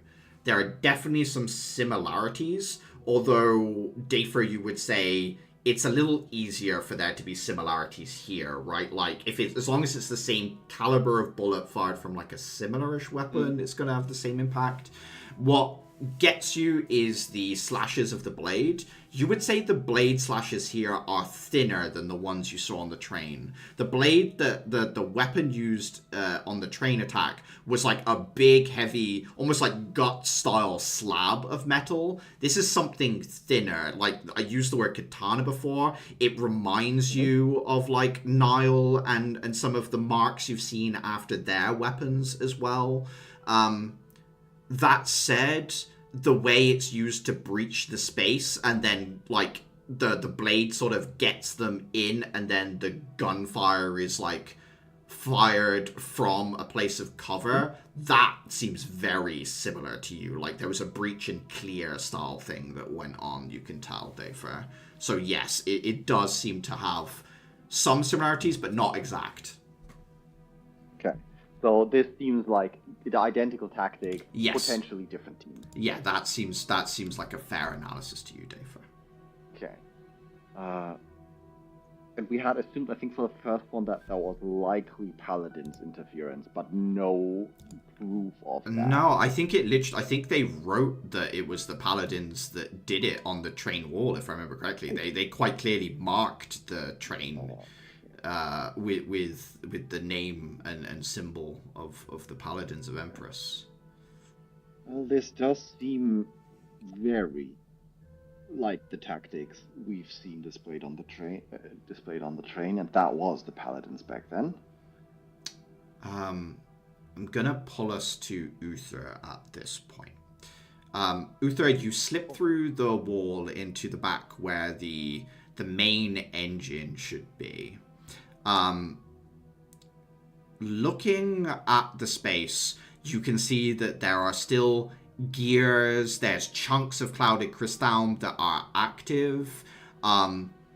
Give me a perception check as well, Uther. 1 second, sorry about that. Perception. Give me 1 more second. Oh, that was deception. No, that was deception. Oh, shit. I'm gonna roll that first, and then I'm gonna roll the right one. Nice. 24. Looking around, it does seem like the engine itself is like, it's sparking. The mismatch in the like crystal's structure is causing energy to spark out at random directions, which is what seems to be causing the intermittent attempt for the engine to start up.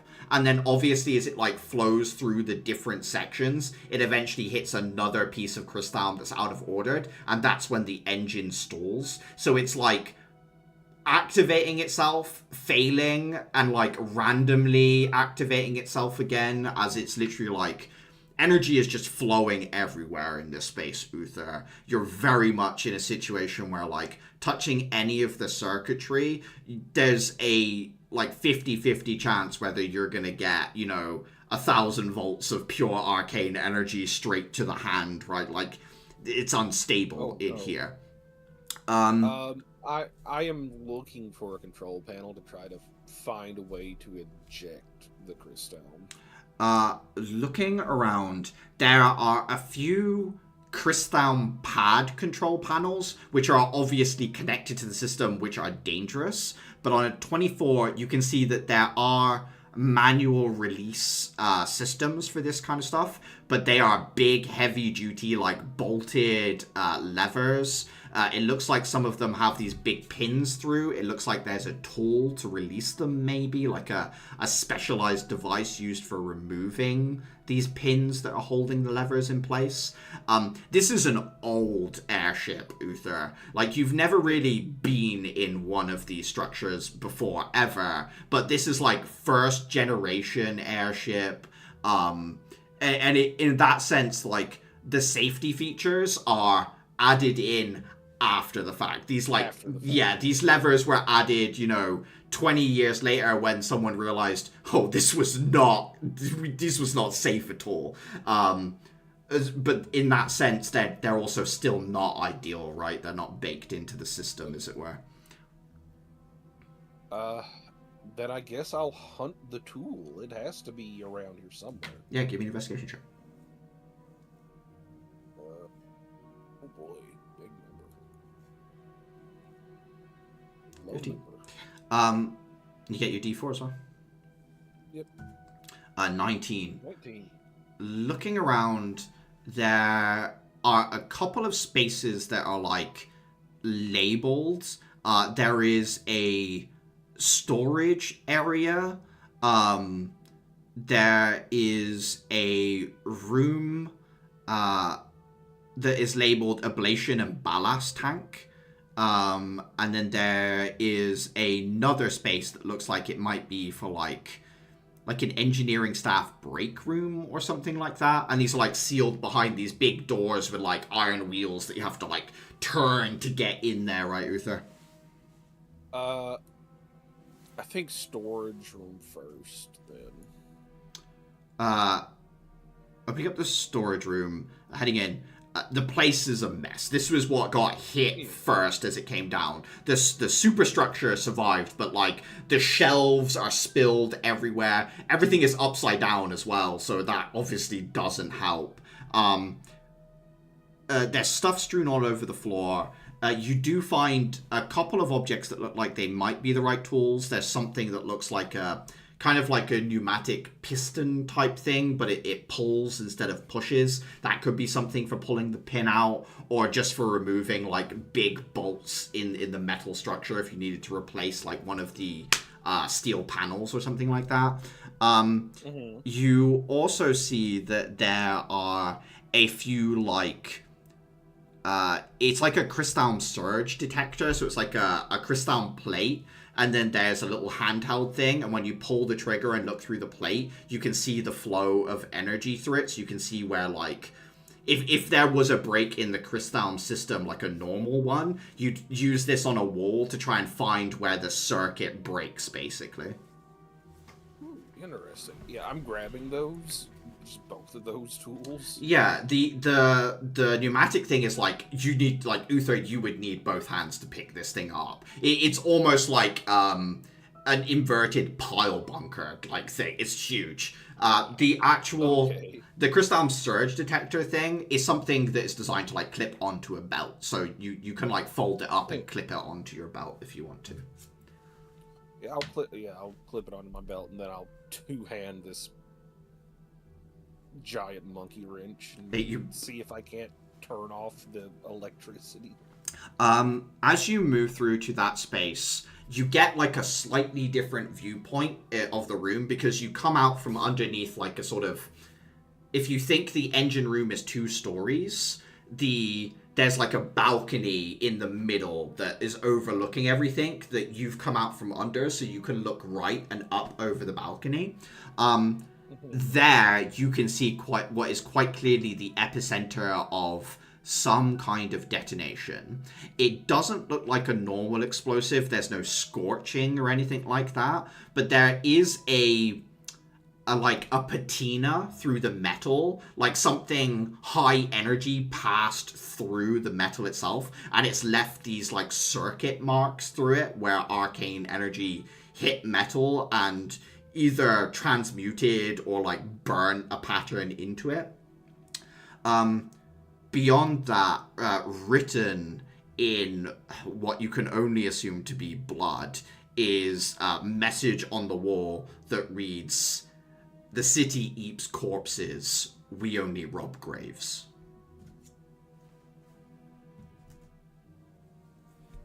That's a bar, I fear. It would... Tell You were them, the say one that? that turned... You were the one that turned this into a tomb. You can't take the high road when you were actively causing the bodies to pile up. Ka-chunk! You pull this bolt out of the wall as you look at this message. With that, the pin comes free, and with a little bit of work, Uther, you're able to like pull the lever down as one section of the crystal engine pops out. You can see there are more of these levers because the engine's been like split into different sections for maintenance if you don't want to disable the whole engine at once. But obviously, this whole engine is fucked, Uther, so you'd have to go around and do all of the levers, which I assume you're fine to do. Yeah, because I don't want to have to sit here and like ping pong between ceiling and floor this entire time, and I'm sure everyone else is going to eventually get tired of that too. Yeah. Also, it's fucking up the corpses, and that's just gross. Yes. I think everyone here first hears the decompression of something big pop out, and then the next gravitational surge that goes through the ship is lessened. Dayfer, you'd definitely be able to put together that like Uther is doing work in the engine room, and everyone else, yeah, things seem to be getting better, which you could probably only attribute to Uther having slipped off towards the engine. I will call out that they left a message in here, but I'm more focused on, like I said, putting the engine off. I think, Clara, you'd be able to hear that through the Hawk. I think everyone else, it would not get through the main body of the ship. But, Clara, you'd be aware that what Uther just said. Yeah, I'll go and make my way up towards him, I suppose. Okay. You start picking your way through the main body of the ship. Caliban, there is the main prow of the ship, which is in, like, the opposite direction that Clara is heading and, like, the only section that hasn't been looked at. I don't know if you want to take a peek in there or whether you're following Clara, like, through to the others.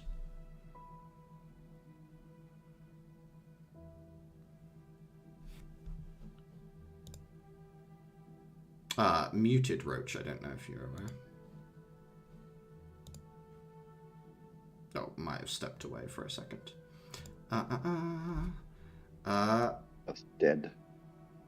Adhera, with the gravitational surges lessening, do you want to give me another investigation check for looking through this space? Yes, I am doing this one-handed because my dog has decided to sleep on top of my dominant hand. I didn't even know Adhera had a dog. I do now? just stole it from this cargo space.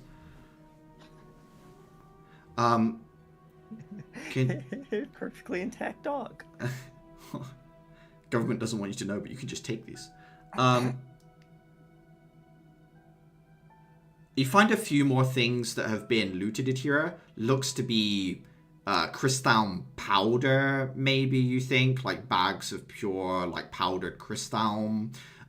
These things can be used for, like, powering appliances and things like that.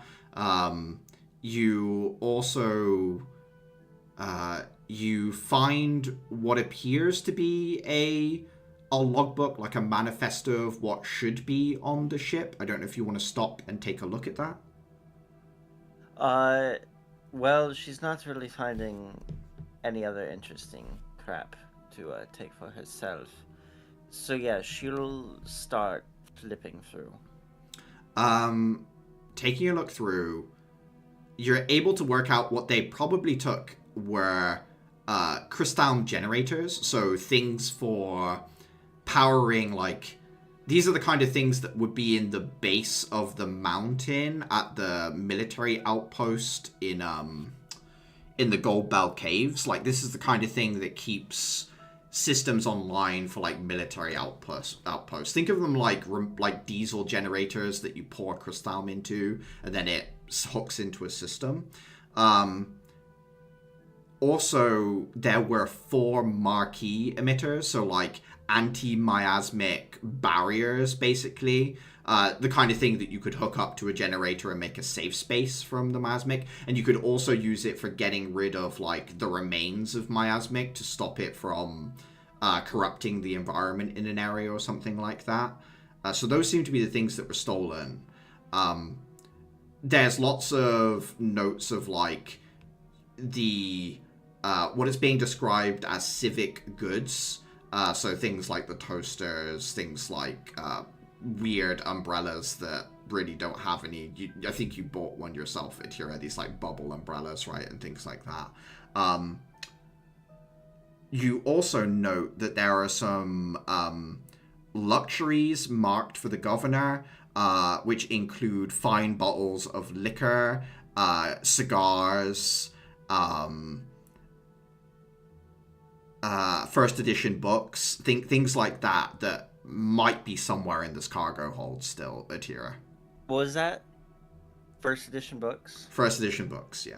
It doesn't note any titles, but it does state that, you know, books had been shipped.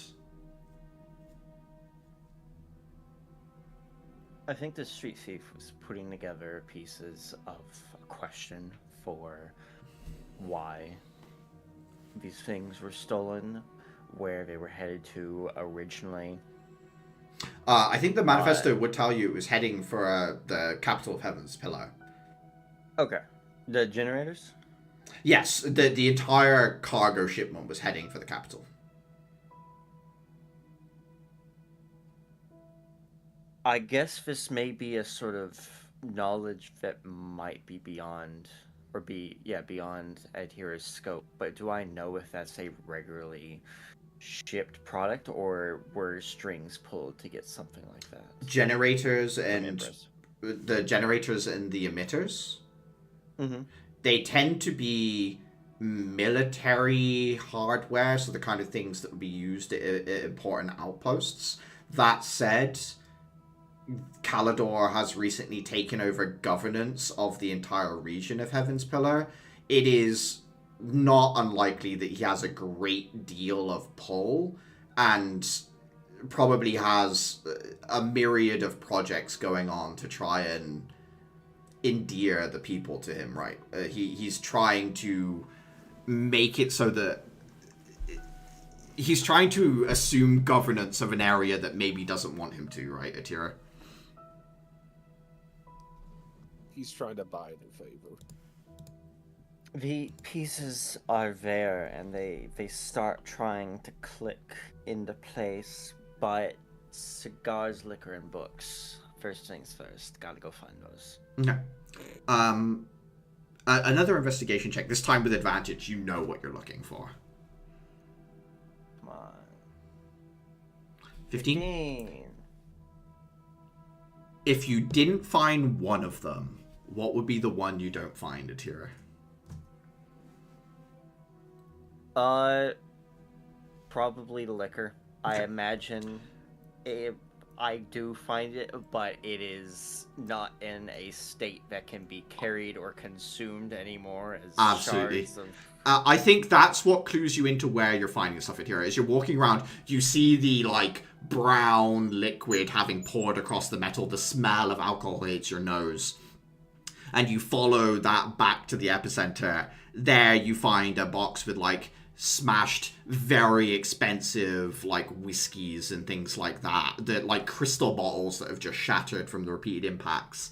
But you still find a small crate of cigars that seem to be marked from the trade union. This is the kind of stuff that would arrive by boat in your homeland, Atira, and then be shipped and sold elsewhere because it's so valuable.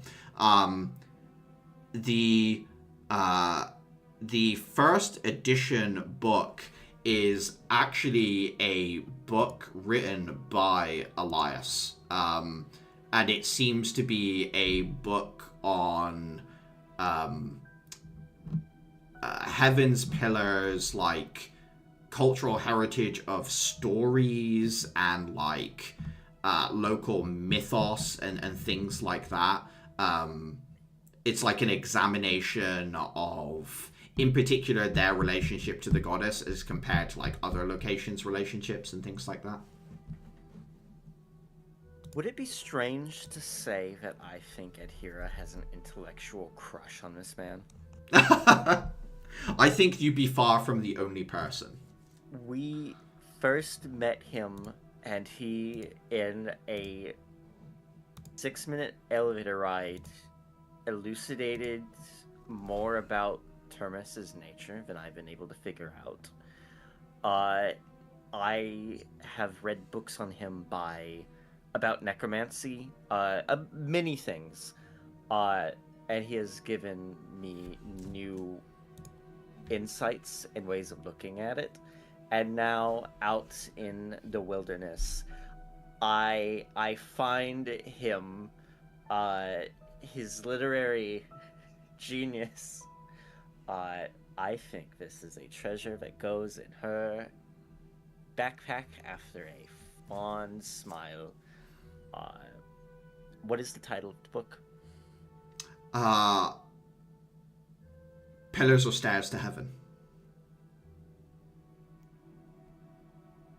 Okay.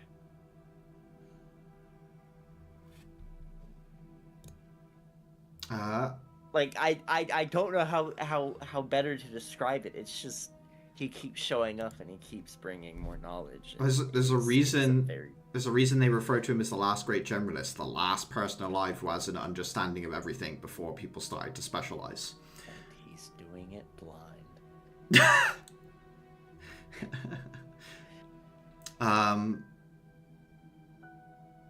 Dafer, obviously you see Atira move through the space, finds the manifesto and finds some, like, bits and pieces like that.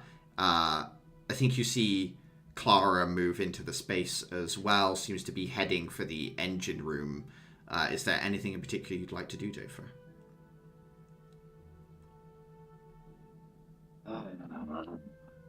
We figured out it's Uther has a message. They're definitely no longer here, otherwise we'd likely have been attacked already or dead.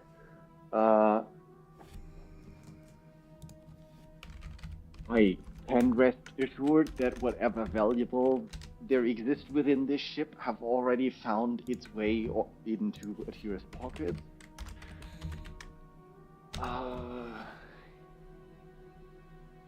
Is there anything?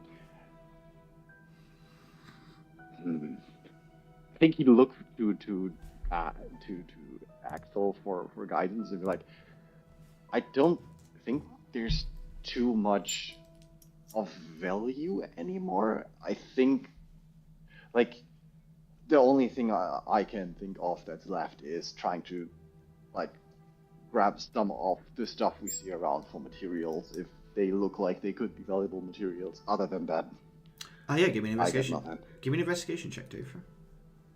Okay. Something like for crafting. You see, if this was Thorondir, he would have grabbed the entire ship. Investigation. 21.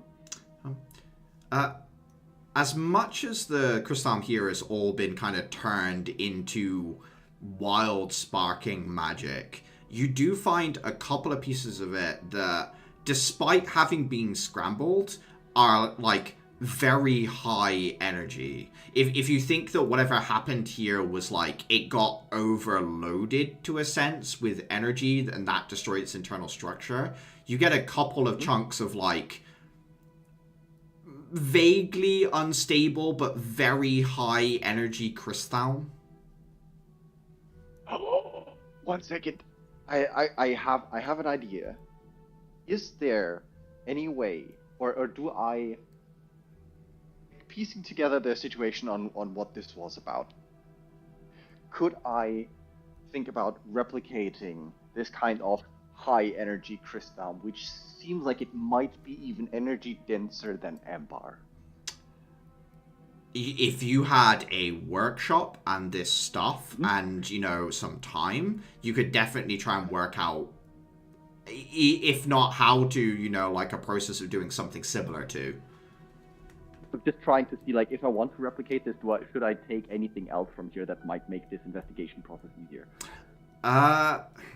The only thing you can think of is, like, if there was an epicenter of this, it might be useful to find it, but you don't see that in here, at least, Dafer. Okay. In that case, I definitely try to extract as much of these, like, crystal and energy-dense crystal shards as I can, or unstable crystal shards, and then make my way to look for some kind of explosion epicenter.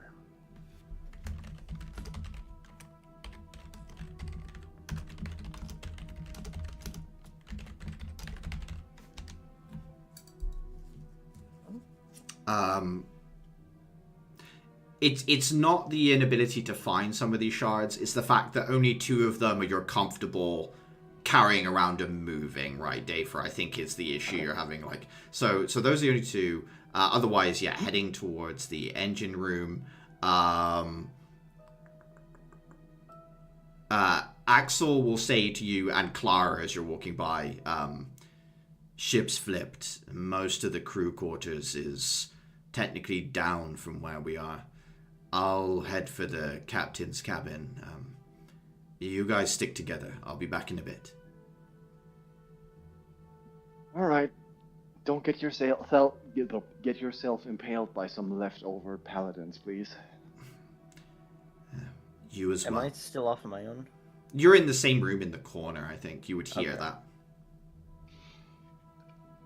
But he will basically, like, drop up the stairs as he heads down into the top of the ship.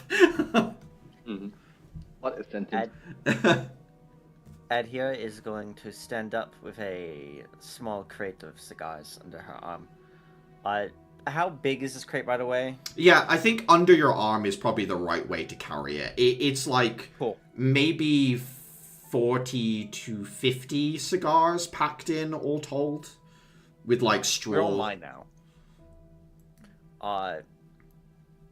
But one of her Spectral Clawed Arms is going to gently offer the open and folded. You just said the word. List of everything that's on the Oh, the ship. manifest. Manifest. She's going to hand it to Clara, and Clara, you're handed a The rather thumb. large book. Okay, thanks. I think they were after these generators, the Crystal generators, also some shields, all headed to the Governor of Heaven's Pillar. Of course. Why wouldn't they be? I think you are better suited for figuring out why. I am going to go out and get some fresh air on top of the bottom of the ship.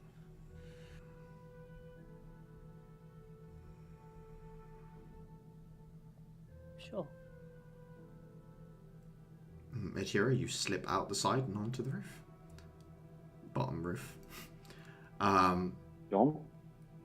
Clara and Dafer, you guys join Uther in the engine room just as Uther has like pulled the last of the engine blocks out and the gravity issue rolls to a stop. Resolved. Now you won't get fried if you step in here wrong. Hi, hello. Greetings, Uther. Oh, that looks... And, like, David pointing at the writing on the wall. Okay. Yeah, I don't think you get to kill a ship full of people and then go off about people making corpses. That feels off to me. Fucking Just white kind of thing. leaning on this big bolt puller. Industrial tool. The three of you in here now, Uther, Dafer, Clara, now that the engine's not thrumming, now that things aren't lifting and dropping, give me perception checks. Alright.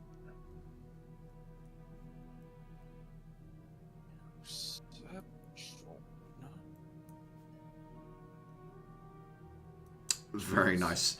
1 second, one for greed.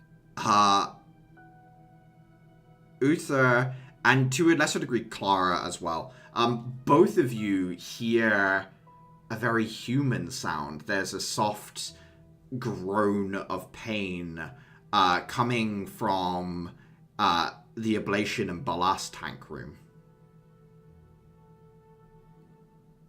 Huh. I think Dafer would make like not hurry too much, like a decent pace towards that room, trying to open it. Dafer turning the wheel.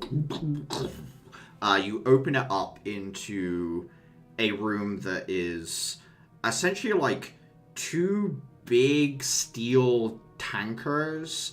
There's a series of pipes and valves and other things in this space. You can see some broken crystal panels that are probably like readouts for pressure or something like that. You also see an individual in the uniforms that you've been seeing kind of strewn around. It looks to be a Lamshi male, you would say, with like literal like copper wire hair and like an almost golden amber iris, holding what appears to be like a clearly nasty break in the arm. It's like off at an angle, and he's covered head to toe in like a viscous fluid. It's like a bluish gray. It catches the light in a way that gives it like a weird sheen, and you can see that he's wiped it off of his face at some point, but is like lead on the floor, quite clearly weak, in a lot of pain. Laura, you might want to take a look at this. Oh God. As I also make my way there, I like to slap him slightly in the face, as I assume he does not. Like, does he seem coherent enough to notice us, or is he just groaning with like eyes closed and delirium? As you like tap his face a couple of times on the side of the face, he like turns his head towards you. His eyes focus. First he flinches, and then when you don't do anything, sort of reflexively speaks a phrase in Lamshi that, while you don't speak the language, you recognize a like mumbled greeting Atira sometimes slips into when she says hello. Hey, I'm back. Sorry, I don't speak Lamsi. The person we have that does that is currently out. He holds himself back from saying anything further. Holding that arm, looks at you and then like realizes that they just spoke in Lamshi and then says in trade, my arm, please, we need to leave. What? I try to figure out what he is like pointing at. Just at the okay, he's in danger, or his arm is about to get lost, or whatever.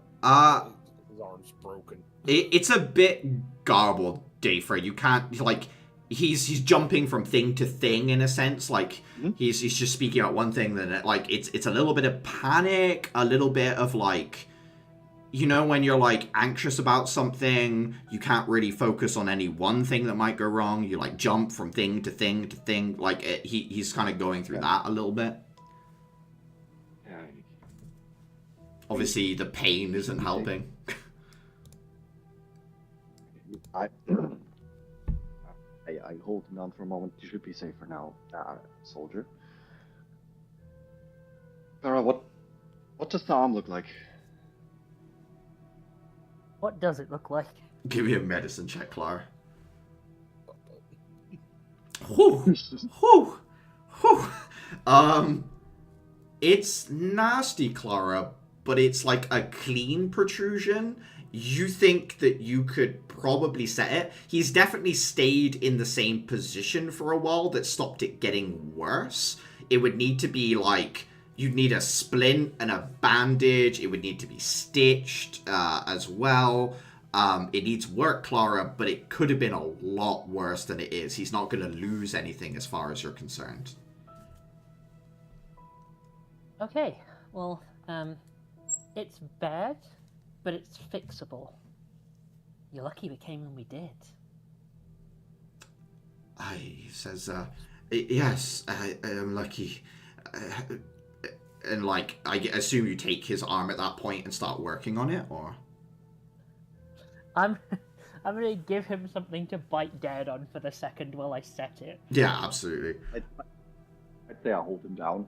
Give him Clara some help. Yeah, you're like, you grab hold of his other hand as he holds it, as Clara, like, puts the bone back into the body in the right position. Well, that was horrific. Yeah. I was about to say. As well, Clara, you have to wipe some of this liquid off because you're unsure what it is, so you clean that area off as well before you do that. Set it, stitch it. Do you have a charge left in your... I have one. I think this is probably this is a nasty wound, Clara, if you're using your med kit for this. Yeah. Yeah. You're going to stitch him up, seal it, put it in a sling, everything that he would need. As he finally registers what you said and says, no, I am not a soldier, engineer for the Lichtco company. I'm in charge of landing and takeoff. Well, what went wrong? Because I'm guessing this isn't how you meant to land. Sabotage. There was a loud noise. I thought one of the engine blocks had gone critical. I had to think fast. I opened up the ablation tank and covered my body to lessen any impact. And the next thing I know, I was unconscious. When I woke, there was pain, and I heard gunshots, and I hid,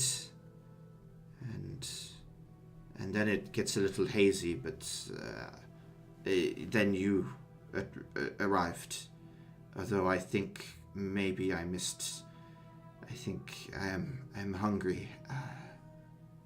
As he like slowly realizes, with the pain got like numbing a little, there are other things wrong with him, right? As he's like, I haven't eaten. I don't think I've drank much. Like he's, yeah. Yeah, take some of it as a snack for now. Well, don't eat it too fast. Actually, just have a small portion. Then you can't eat it too fast. You lean him up, give him a little bit of food, a little bit to drink, and he says, there was someone before you. He came in the room. He wore something similar. He points to the, like, a piece of shell that one of you is wearing, and says, the man who I was hiding from, he wore a shell. Okay. How did you... he didn't come in here. He did. He came in here, but I was hiding. He didn't see me. I was covered in the more of the ablative mixture, which, yes, it was hard to see me, I think. Hope that isn't toxic. No, you can drink it, although it does not taste good. I was just concerned that you've been covered in it for days. No, it's okay. It's very small runes in liquid. Ooh. Well, not the time for it. Look, I can Tell me suppress my more. Curiosity. Dafer and Oofer both stopping, like, huh. But then realizing, like not the time, not the place. Okay. Adams. My name. You can call me Adams. Everyone does. Okay. That's Lampshade code for it. No one else has been able to pronounce my Yes, actual name. yeah, I'd hear it.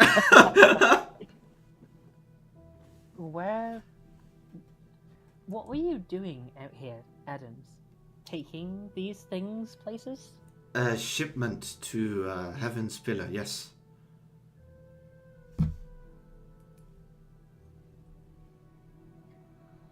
Anything unusual about this shipment that...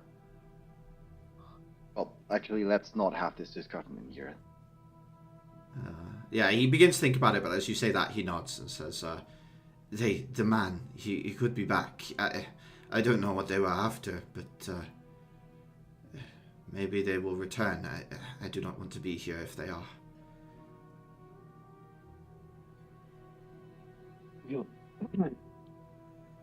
I'll be fine. There's more. There should be more of us than there is of them, hopefully. He shakes his head and says, I do not think it will matter. That will not change anything. We should go. Yeah. I have my hand like under his shoulder, helping him up. Yeah, as you lead him out, Axel kind of comes up. He looks at you and says, a survivor. As he moves forward to help assist him moving.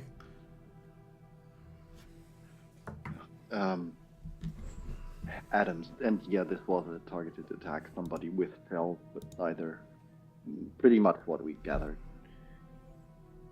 Do we know how this was brought down? There's arcane damage along one of the walls. I assume we don't know the exact method, but I suppose that is enough.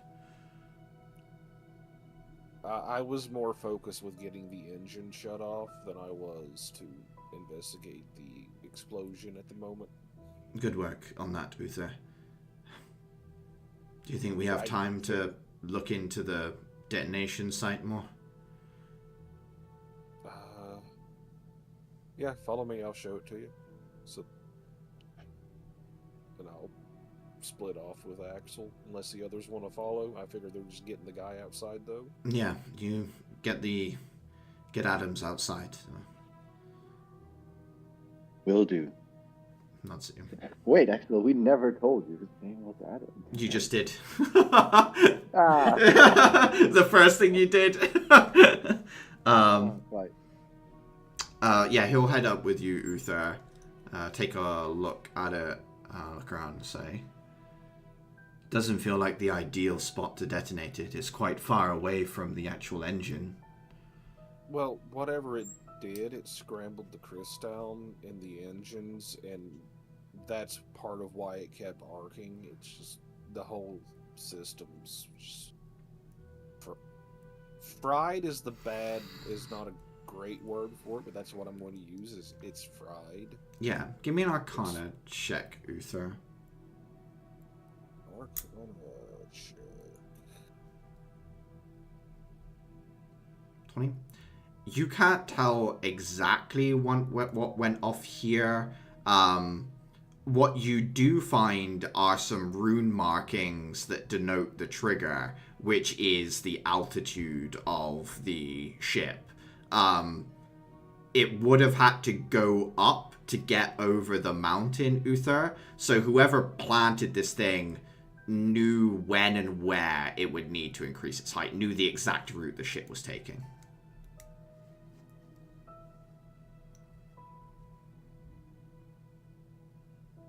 How? This is in the storage room, yeah? This is like the actual... No, this is the engine room, and there's the balcony that's above it, so there's like a gangway. It was like strapped to the underside of the gangway, basically, as far as you can tell, Uther. But on detonating, it sort of like fizzled through the metal in a sense that you've got a decent way of getting to look at it. Okay, no, I was just trying to figure...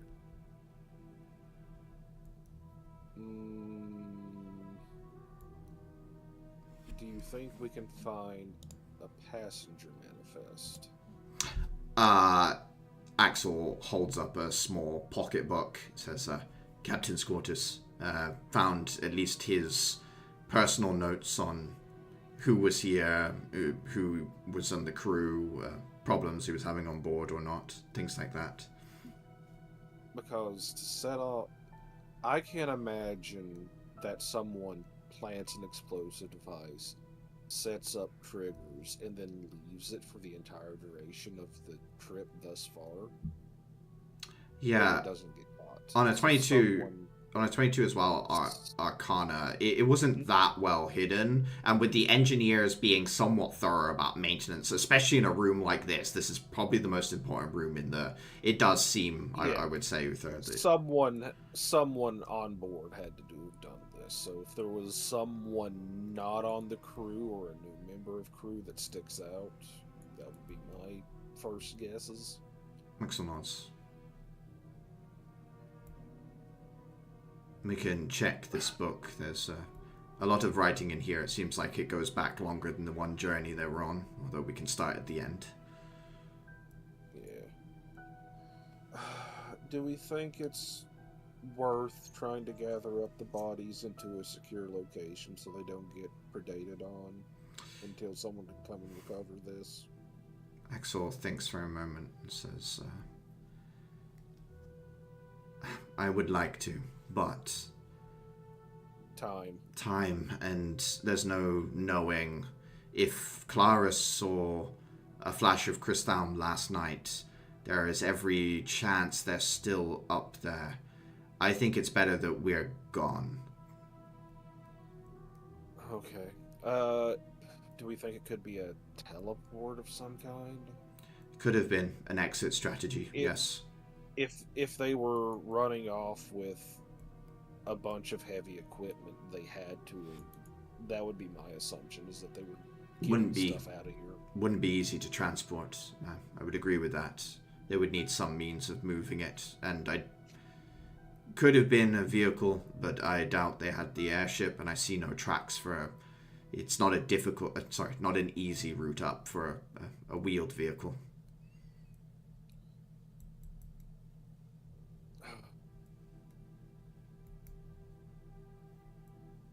Nah, that's all I can think of, unless you have something else. No, this is. We've been through a lot. I don't want to add too much more. This is a lot more of a lot. I have no idea how strong these. I assume this was paladins, but they're EK level, and I can't guarantee there's only one.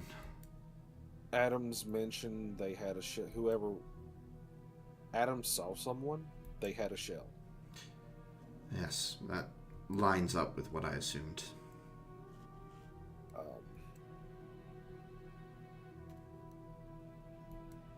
This entire time, Adhira has been sitting out on top of the ship on its belly, fishing out a singular cigar and lighting it.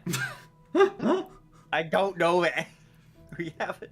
Atira, And is he capable of? We just hear coughing. yeah, answer honestly, does Atira know how to smoke a cigar, or is she... Oh, yeah. Okay, she's not like inhaling then, okay.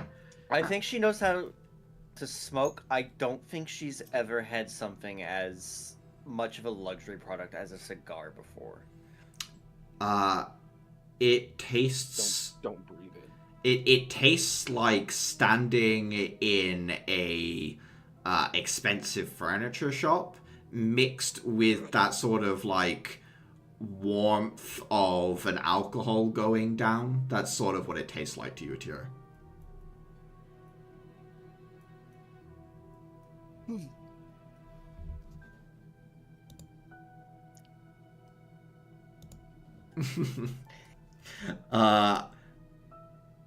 And you see I think you see Clara and Dafer exit with quite clearly a Lamshi man in Licked Company uniform.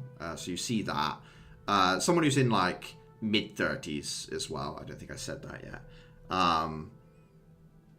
You can see them in a sling and moving a little sluggishly, being supported by Dafer, but otherwise seems to be alive. And I think Axel would exit with Uther, and I assume Roach, you back? We'll grab some of the crystal powder on the way out. Yo, what's up? Was it also scrambled?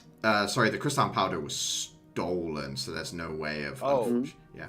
Okay. I thought you said there was some left, so I was going to grab some. Caliban, everyone else went one direction. There was one place left on the ship that hadn't really been looked at, but you were next to it. I didn't know whether Caliban would like poke his head in or whether he was sticking with the group. Oh, I could take a look, yeah. Yeah, give me a perception check. Very prow of the ship seems to be the armory where like all the bullets and explosives and weaponry was kept. Caliban, whether it was on purpose that all the gunpowder is being kept at the front of the ship or not, you've got no idea. But obviously the ship went down backwards and then like flipped over its end. So luckily none of this stuff ignited or cooked off. That said, it looks like there's a fair amount of what appears to be like more standardized black powder grenades. If you wanted to take some, there are like 5 or so in here that are not cracked, that are intact. Yeah, I'm strapping them to the belt. They are 4d4 explosive grenades that basically hit a 10-foot radius. Nice. Other than that, there are some like standard issue rifles, but obviously in terms of comparison to the weapons you have, Caliban, it's not worth comparing really. So, question. Mm-hmm. Grenade rules. Do I have to wait like a whole round before they go off, or is it Halo rules where they just like bounce off of something and then explode? They will detonate the turn you throw them. Okay. I can't even begin to express the terror of equating Caliban the Master Chief. I almost see it. Speaking of tip of the sword, I need to get that repaired. Yeah. Adhira is going to give a remark of surprise as the usual suspects exit with one more to their retinue. And she's going to slide off down. Guard in hand. Yeah. Wait, hold on. No. Are there It's- any? Are there any grenades that are like broken? There are quite a few broken grenades in there, Caliban. Maybe 20 or so. Any that like still have like a pin, but I would know that they're not going to go off if I pulled it. Well, they're broken in the sense that like there's a crack and all the powder is pulled out. The actual pin and other parts of the grenade are fully intact. So yeah, you could pull the pin and throw it and it wouldn't do anything. I'm gonna check one just to make sure it is empty, and then I'm just gonna walk in, and I'm gonna say, "Hey guys, look what I found." Then I pull the pin. Oh, what the fuck? Oh. Okay, no. Axel would instinctively put his body between like you and the rest of the people, and then realize there's no way you would do this, Caliban, as he looks at you sternly and says, "I assume it's non-functional." Why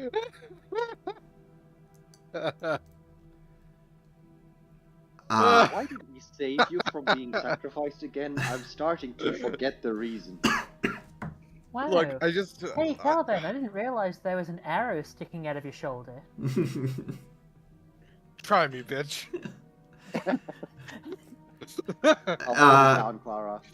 Axel looks at you, Caliban, and says, "A little bit of professionalism in front of our guest," as he steps aside and shows that there's a survivor from the airship who's looking at you with this, like, faux live grenade in horror. Just out of character, I was treating Caliban a little bit too formally. I had to make sure that y'all know he's still a shit teenager. Clara, the hawk's still circling, yeah? Yes. Can you give me a perception check, please? Perception.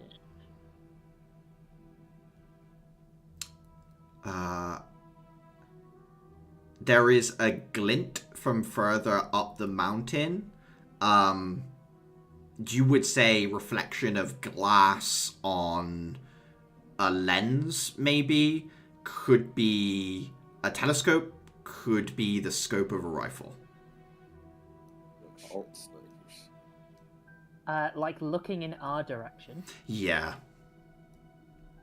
Oh. Well, I don't think it's safe to stay here much longer because we're being observed. For good or for bad, I can't tell, but it's time to move. Okay, yeah, I am. How about?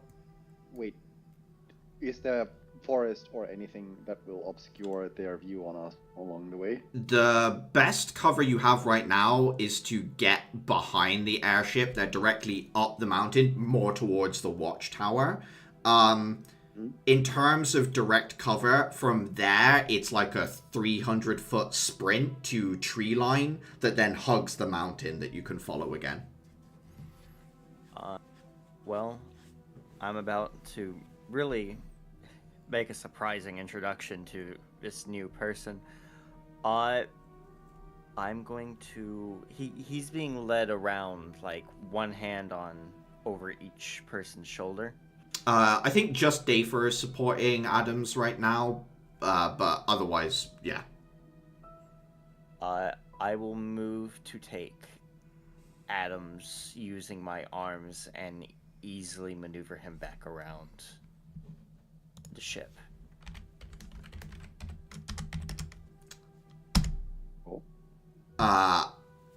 That is a crit. As you maneuver to take them around, Adhira, you are suddenly struck center mass by something very bright and very heavy. Give me 1 second.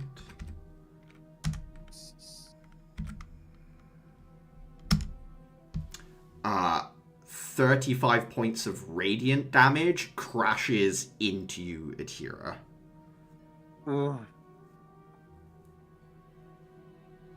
That leaves me with 19 HP left. You basically cover Adams and you're able to move him behind, but that hit knocks the wind out of you as once again Axel moves his body to shield a few of you and begins to gesture to the back of the cargo ship. Mother. Who's still in there? I think we're all out, aren't we? Yeah, I think everyone's out. Sabaris, I assume, came with you, Clara. Yep. Okay.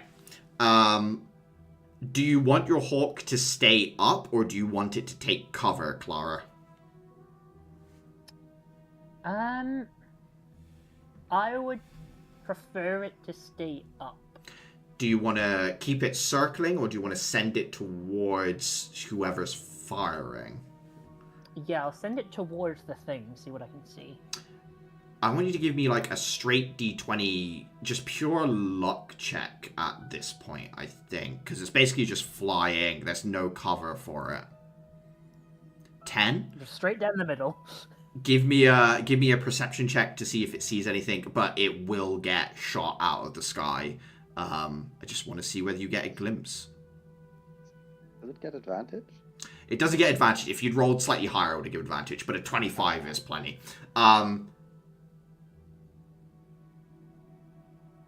What at first you think is Andrus, Clara, is an individual with a constellation of stars around them.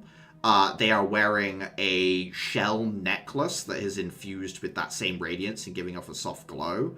The weapon they have appears to be, the kind of tripod heavy machine gun style of weapon with a screw-on longer bolt for sniping, and they have a huge scope on it as well. It's basically a 50 caliber repeating sniper rifle with the actual barrel put on it. Having fired a single shot only, you can tell that it could put out a lot of bullets all at once. It's hard to make out the face because it's pressed up against the scope, but you would say they are most likely from Empress City itself. You don't think they're from Dulukop or Laments. Could be from Heaven's Pillar, hard to say. Could be Trasmerian. It looks to be an older individual, in their 40s, nearing a very old EK, right? Someone who's been in this for a long time. There's something odd about them, Clara, that you can't place at a distance through this eagle's eyes. There's it could be tattoos or crystal markings or something, but there are lines around their wrists and the neck and anywhere that body parts connect to other body parts, there's markings at those locations. I'm gonna turn to Axel real quick. I don't suppose you happen to have an encyclopedic memory of current AKs? Pretty good. Not encyclopedic, but... Older gentleman. Heaven's Pillar, Laments, or maybe Empress City itself, large sniper rifle, constellations, looks sort of in his late 40s, maybe early 50s.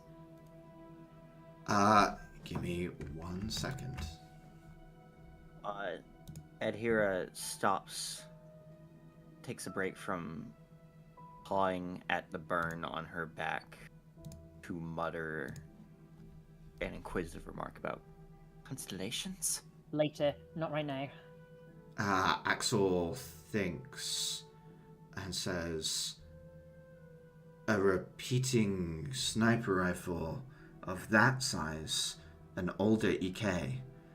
There's one I can think of, but he passed.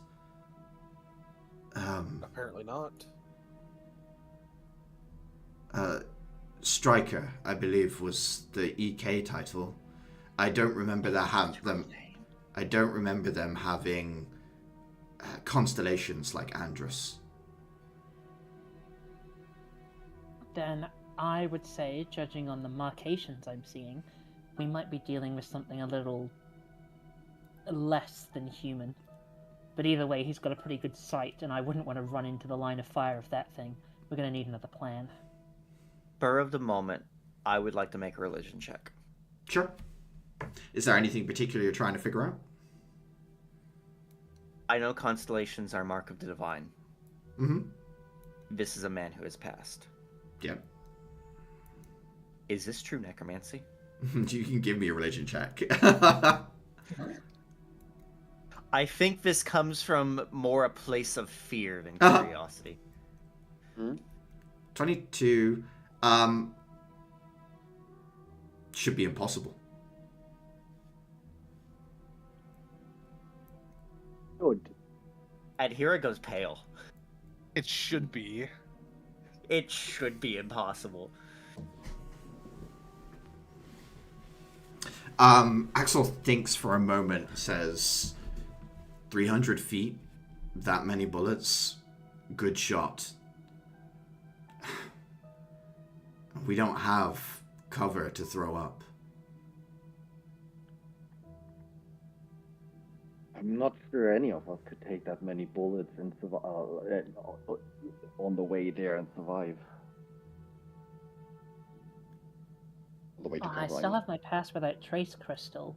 It might be okay for me, but some of you aren't that stealthy anyway, and here's a scope. I think I could tech it. Axel says that's good for you, Caliban, but I don't think I can. I know I can't. I can piggyback off somebody if they think they can get up there, close to him. Axel thinks and says, No, we're not fighting him. I don't know Axel if we have another choice. says, if we're using pass, we could wait for the cover of nightfall, but we still have half a day ahead of us, and there's no knowing whether he's alone. Yeah, I don't like that either. He'll surely reposition before then, though. Uther, I don't. you disconnected the engine, right? Yeah. Want me to hook it back up? Maybe. Maybe. Just trying to work out whether we could get it to move. Doesn't have to be precise. It just has to be that way. Talk with our engineer friend. I can go and start putting pieces back into place. Adams looks at you and says, "The engine? It's destroyed. The only thing I could get it to do is blow up." How big of an Hold that explosion thought. are we talking about? Well, I do not know. I have never seen an engine critically rupture in its full. Okay, if you had to take safety distance yourself, what kind of safety distance would you take? With protective ear equipment, say 200 to 500 feet. Bit. How much time before the engine will go critical? Well, I could have it on a timer for the startup sequence. I could set that, yes.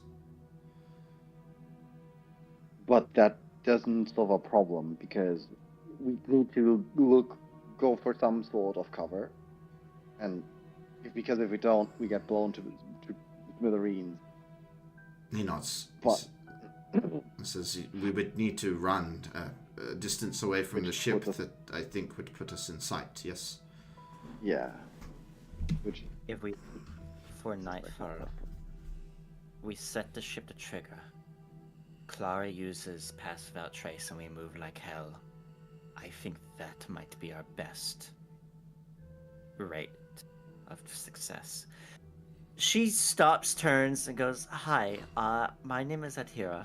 Circumstances have not been kind for introductions."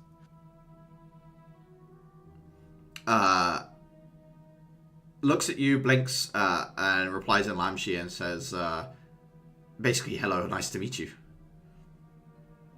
And what is your name? Uh, Come on, say the full name. Adamsia. Adamsia. They don't call you that, do they? Adam. Or Adams. Adamsia is a nice name, Paul. Thank you. Uther probably like hears this Lamshi conversation, probably hears like the full name, goes, "Oh, they didn't even try to." No, they did not. No, they didn't. That's Empress City, baby. One second, I could see it if he had something like out there, but like that's just an extra syllable. Come on. I gotta Yep. throw somebody under the bus real quick in the game chat. Oh no. It's Caliban.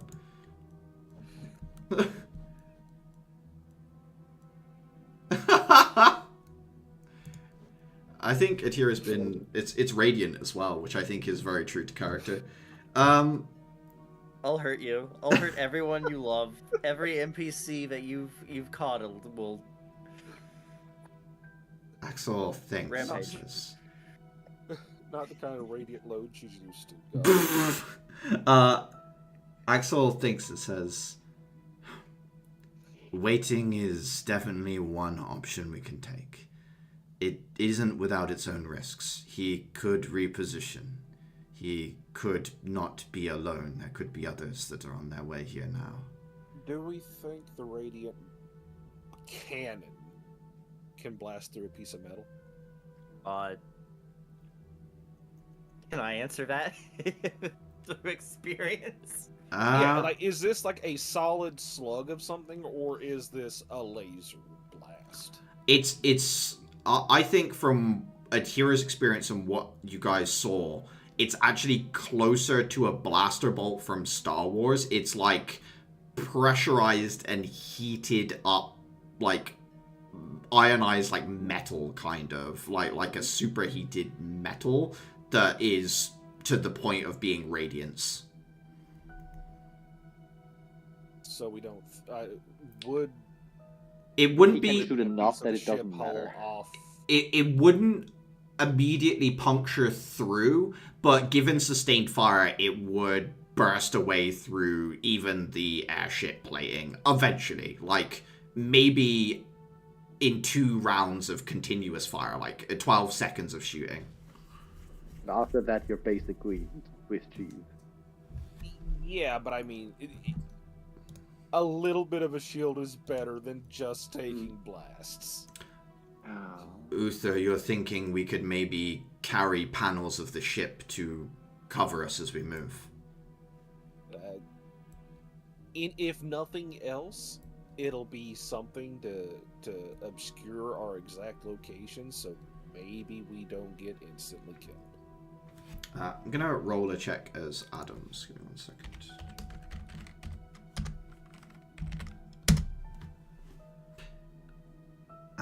He thinks for a moment and says, if not detonating the full engine, there are smaller sections of crystalline that could be thrown and go critical. It could kick up dirt and dust and debris. It wouldn't be perfect, but maybe it would provide some cover. Something. Sam? Yes. How much higher up is he on that tower? That's like, what, 500 feet at least? So he's not at the tower. He's But I think 500 feet is a good, like, if you're talking altitude alone, he's 500 feet straight up, and then maybe, like, because it's diagonal, maybe, like, another 200 feet in total distance, you would say, giving a look at it, Dafer. So maybe, like, 700 feet away.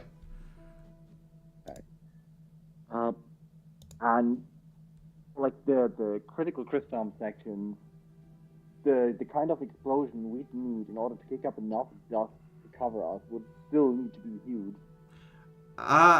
Yes and no. I think Adams is talking in addition to, like, using the plates to, like, it's like, it won't be perfect, but it would help, right? Like, that's kind of where his brain's at. He's not talking about a full solution.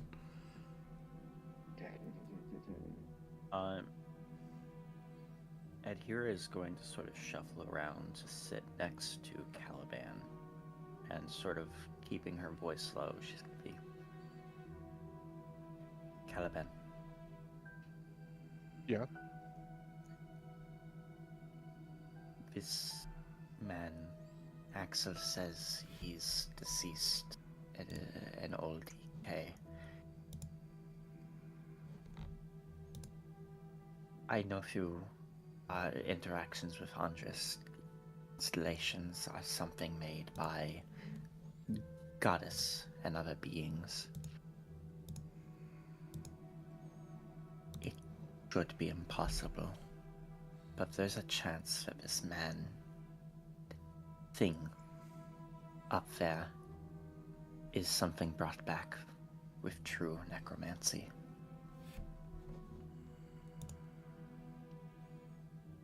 Are you sure? No. It scares me. But it's possible. I don't have any other explanation.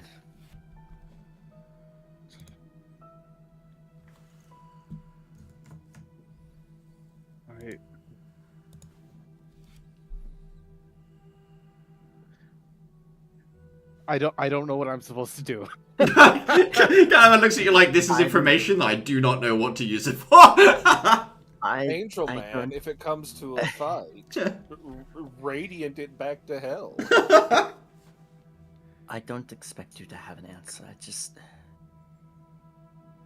This feels like it's in your wheelhouse of divinity. I can trust you with this information. But I'm... scared? I don't know.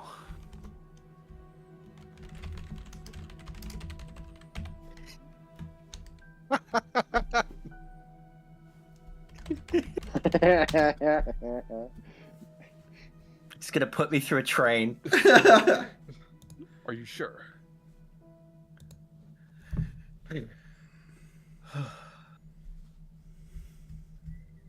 I could see Caliban's dad being voiced by Oh, yeah. J.J. Simmons. A little bit, yeah. That slow underlying threat of anger all the time. I can see that.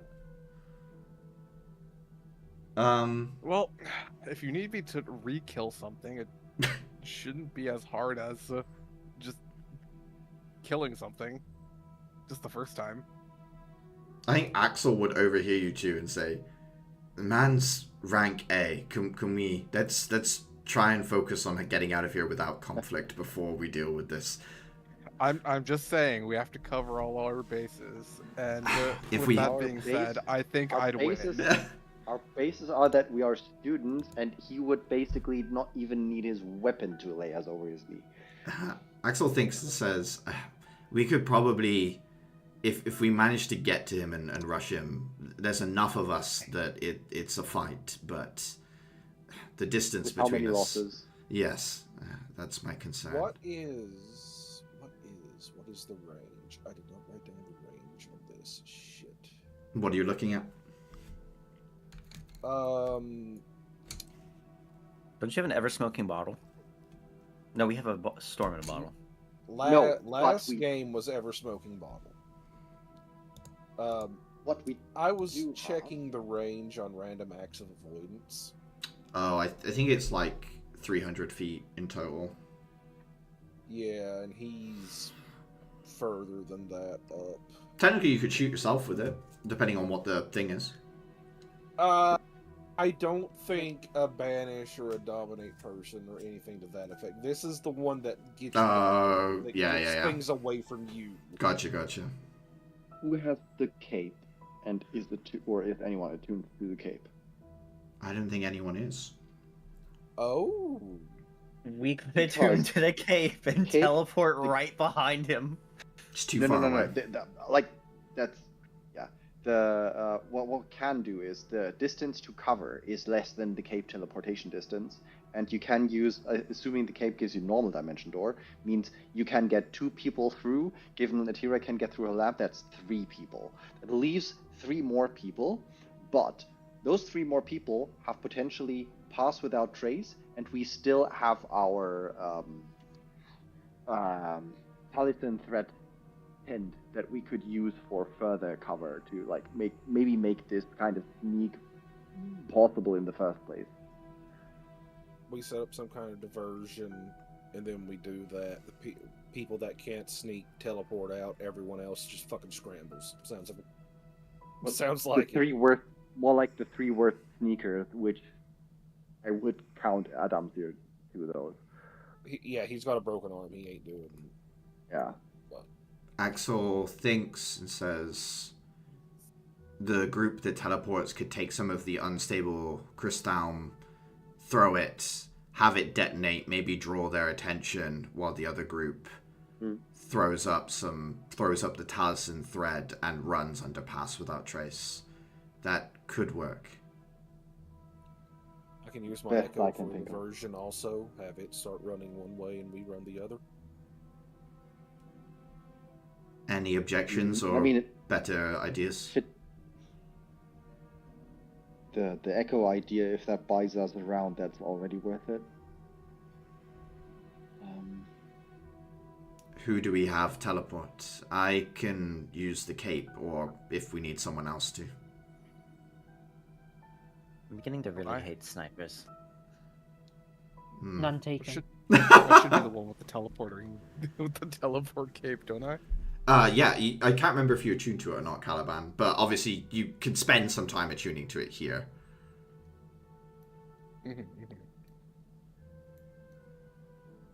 I think Caliban and Adams should go together. What about the third person? On the one hand, my stealth modifier is 1. On the other, I also have like 80 HP. So, I mean, I don't know how many shots he does in a row, but maybe I can survive like 1 round. Axel thinks. If Atira goes in the bottle, how many people can go? Oh yeah, true. Atira can go in the bottle, so that's that's 1 more. That would be 3. Yeah. Oh, sorry. I thought Dimension Door was 2. Yeah, I for some reason I added another person, so it's Caliban, Adams, and Atira. That would be the 3 that can go. That might warrant looking back into the ripping off a panel or a door for a shield for someone. Axel points at some of the panels nearby and says, weakening runes. Alright, I'll get to it. With those runes no in... use being subtle anyway. Yeah, with those runes in, Axel would either, with your assistance or just by himself, tear a couple of large panels off. Says, if myself and Dafer carry these, do we think we can hook the talisman thread over one of these panels, actually? Well, I'm gonna have to go after this. I'm gonna have to go to and get this repaired anyway. I'll see if I can wrap it around. I'll give it a try. Yeah. Does it cover? I think it would be a survival check to hang camouflage on something, as far as I'm concerned. Is anyone? I think the second Go on. The the second I realized that, I would immediately ask for advice from Adira and Clara on like what they think.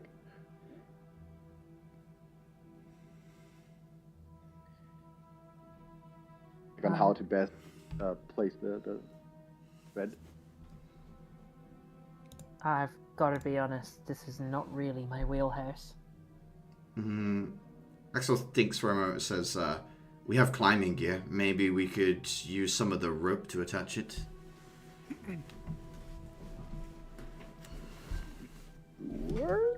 I feel like that would actually give it away though, because like even if we are perfectly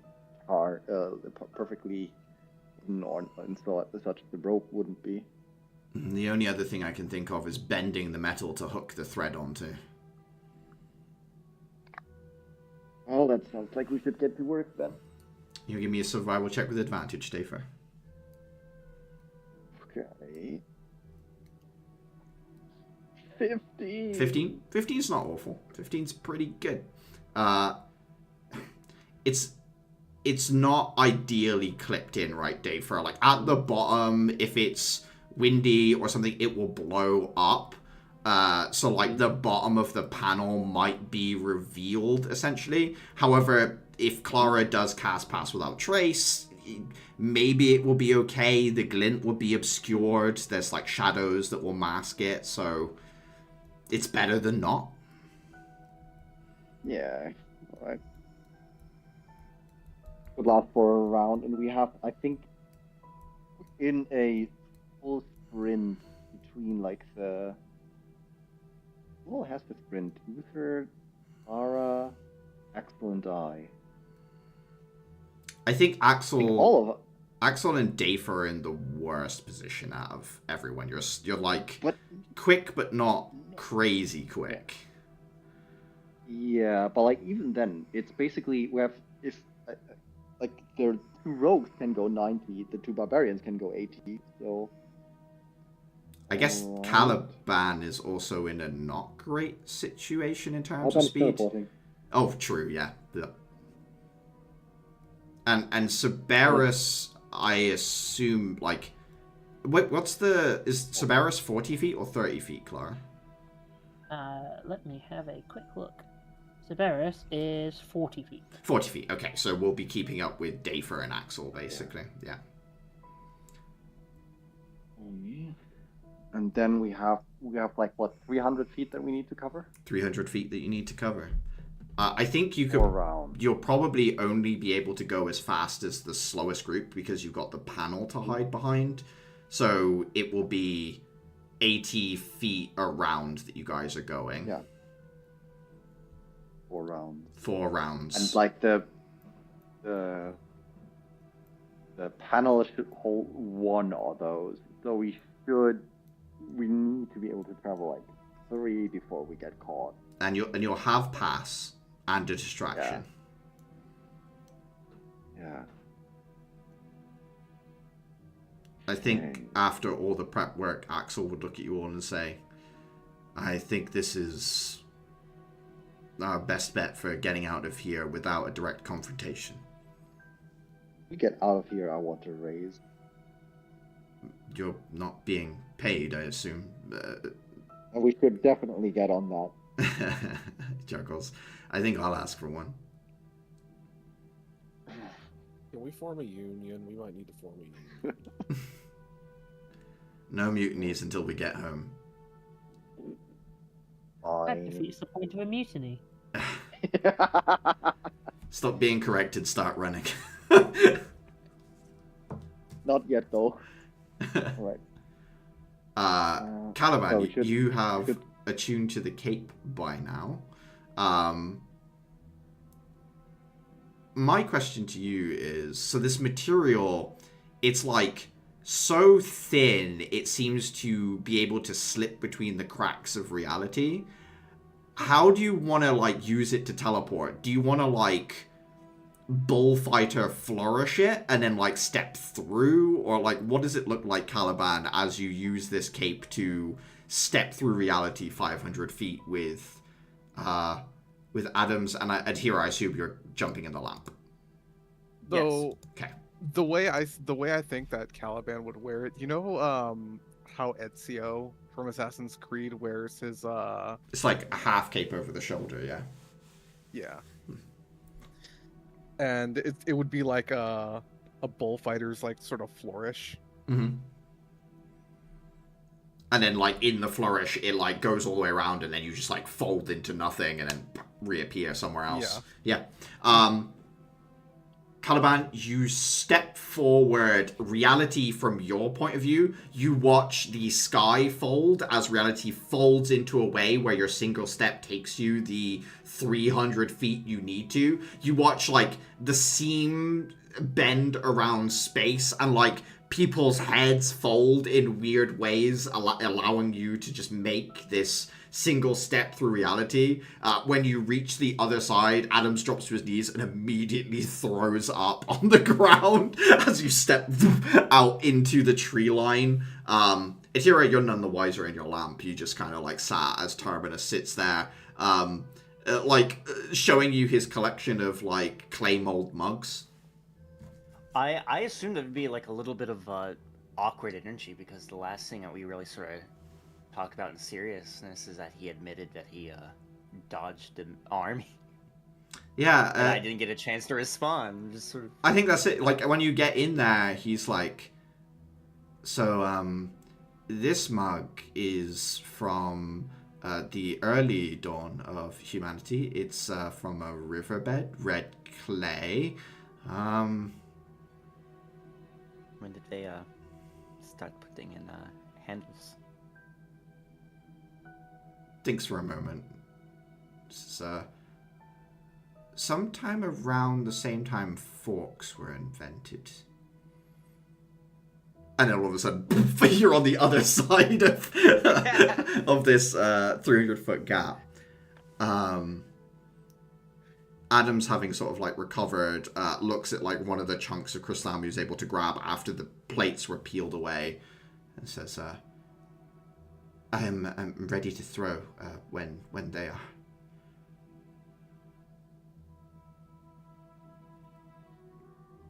I don't know if you had anything you wanted to toss as well, Caliban or Adhira, if there was anything like that. No. I have a flashbang, but that's like close quarters. Mm-hmm. In which point... Smoke bombs the list of shit to ask for when we get back. Axel pulls a small reflective like piece of metal that he grabbed from like when you were shearing the metal back and just uses it to shine across at Adams, who then throws this plate. It detonates clearing Clara. Clara, you casting Pass Without Trace? I am indeed. Cool. English is hard for the British. It is. Can I get stealth checks with Pass Without Trace and, because of the distraction, advantage from everyone, please? Pass is what, plus 10? Plus 10. Plus 10. Okay. So... Stealth. Hold on. 26. I'll just... Oh, I do have a button that I can just... Luckily, Caliban advantage. I'll just add the 1d4 anyway. Oh, I am around 26. I am at 35. What the fuck? I I have a lot of like bonuses to that. Oh god, 40 something. I need to do the math here. So Barris is at 33. Nice.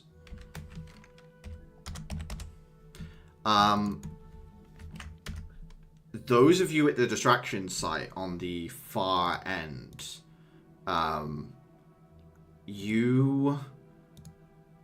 there is a pause after the explosion, and then suddenly the trees around you begin to detonate and fracture as the bullets fire off in your guys' direction. One of them comes somewhat on target towards the group where you are, and Caliban, you're hit with a natural 20. Jesus What Christ. is with this guy? He just He just rolls good. He hates children. You take Can I 30. par- It's 33 points of radiant damage, Caliban, but you can parry it. Yes. Okay. 1d10 plus 6. Nat 10, nat 10, nat 10. Yup! You managed to deflect a good portion of it. There's like the flare up of radiant energy in your body as well that somewhat negates it as it moves through the weapon, but the rest of it pours over you. You take what is that? 17 goes. I think 7 points of damage overall. That can't be right. With 8 half. Uh, Half with 8. 33 minus 16 though, right? Am I losing my mind? Yeah, that's 17. 17. Yep. Thank you, 17. There we go. Oh, Yeah, I thought you were looking for half. Yeah, no, I was throwing a 10 somewhere in there, I think. I was just trying to... Okay. And now... I thought you had radiant resistance. And now a perception check. Come on, please at least be shit on that one. No. Did anyone roll less than a 25? I did not. I rolled a 26.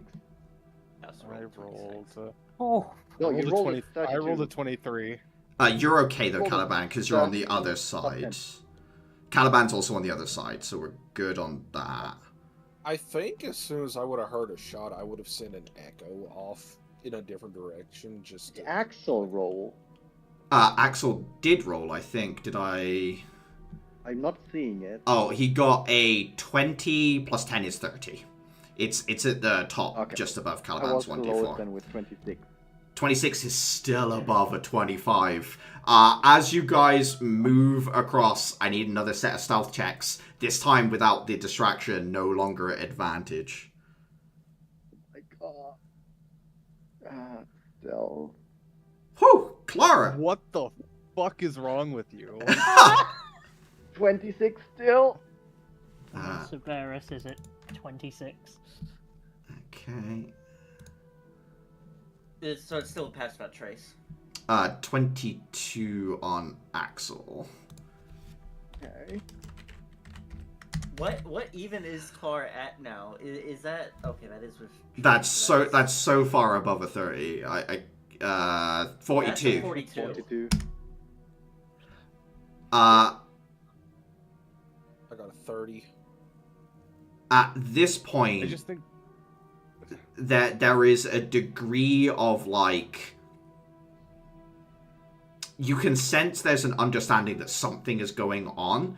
They cannot see anything, at which point there is a change in tactics. What was precise sort of like area fire becomes a full spray. Bullets begin to like trace along the path where you guys are heading towards as it just mows in a line that direction. Dafer, can you give me a strength saving throw at advantage? Axel is also holding the panel that you have. 24. The bullet crashes into your panel, and you feel the force almost like wrench it from your grip. It bends in, but like a single shot is not the same as the concentrated fire they had before. This is the third stealth check, and then I think the next one is you guys getting to the tree line. So this is the last one where you're in real danger. One more.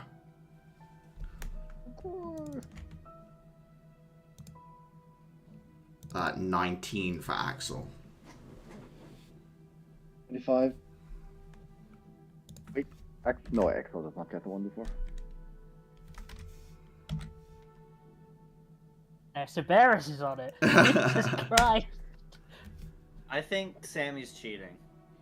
Look, I made this character to do like two things really well. Sneak around and tell when people are fucking with me. And Well, so it's far, getting I have excelled at fucked. precisely those two things. Dafer and Axel are the two that fail the stealth check. I think... No, I made it. Oh, did I'm you? 25. 25, it's Axel that fails. Okay. Wait, do we all have to re-roll? I thought it was only Clara's group. No, it is only Car's group. I mean, I think Caliban rolled, but it's fine. I'm not. He wants to be included. He does, and I appreciate that. He's a noble. He should be involved. We'll always be involved. I think these shots come, but they're at disadvantage. He gets like a glimpse of Axel's hand as it kind of accidentally rounds the panel as he's holding it, so he knows roughly sort of in an area before Axel pulls his knuckles back around. So yeah, 4 shots coming at disadvantage in Axel's sort of direction where the panel is. Give me 1 second.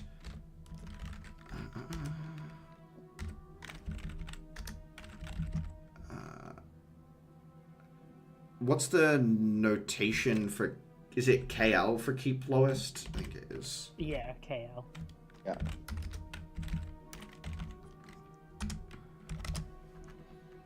Let's double check that works. It's been a while since I've used that. That absolutely did not work.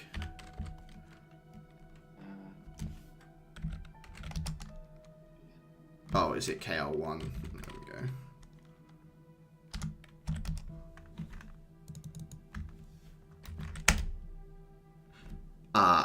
First shot is a 17. That is enough.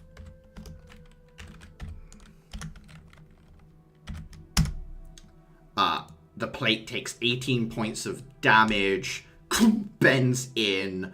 Having taken 1 shot before, it's like badly damaged. It's not quite glowing through yet. 28 hits. Oh. Another 14 points damage, not as heavy in impact, hits slightly to the left of where the first shot did. The plate's beginning to glow in a way that looks like stuff is burning through, but it hasn't fully punctured yet. Third shot. Misses. 17 hits. 18 points of damage. Poof, a hole blows right next to Axel's face, but he turns his head to one side as hot metal kind of fragment sprays, and he just about avoids being hit. Striker will action surge and take 4 more shots. Oh my god, why? Oh, so it is him. Yeah, sorry. Well, you know.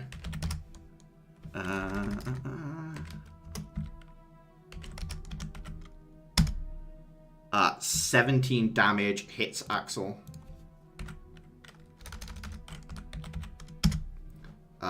Doing okay. Another hit. Another 17 damage.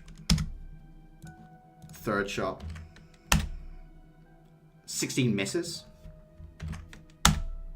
14 misses as Axel like pulls their body back and almost like knocks into you, Dafer, but shifts their motion around and leans the plate over a bit more to support it in an area where the hole isn't. 2 more impacts and you guys burst through into the tree line as all of a sudden there is a pause in firing and Axel says, "He's reloading. We need to move quick."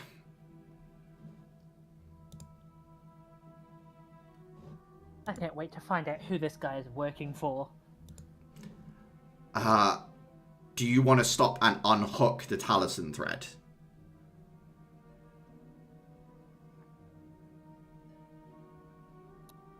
I'm gonna personally vouch for the time it would take to stop and unhook it.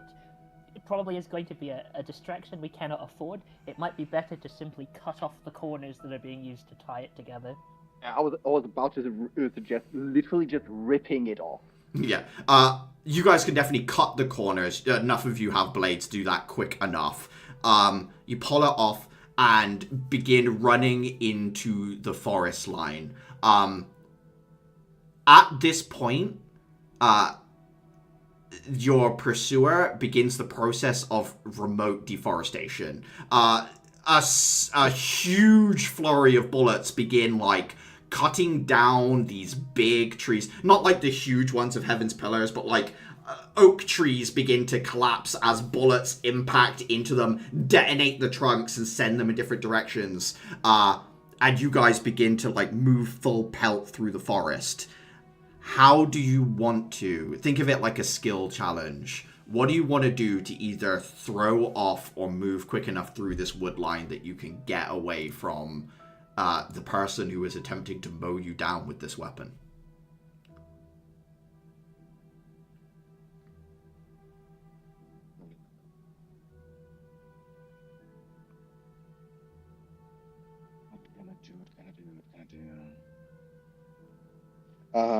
Sam. Yes. I still have, from like way back when, some magic missile crystal. Yeah. Could I try to use that to like attack a couple trees like off to the side to get them to collapse? To seem like that's maybe where we are heading. Yeah. I think that. I think you can use an Arcana check. If you want to burn that resource, you can use an Arcana check here to make one of these. It's a single-used one, so I'd finally let me get rid of that resource. Gotcha. Anyway. Arcana.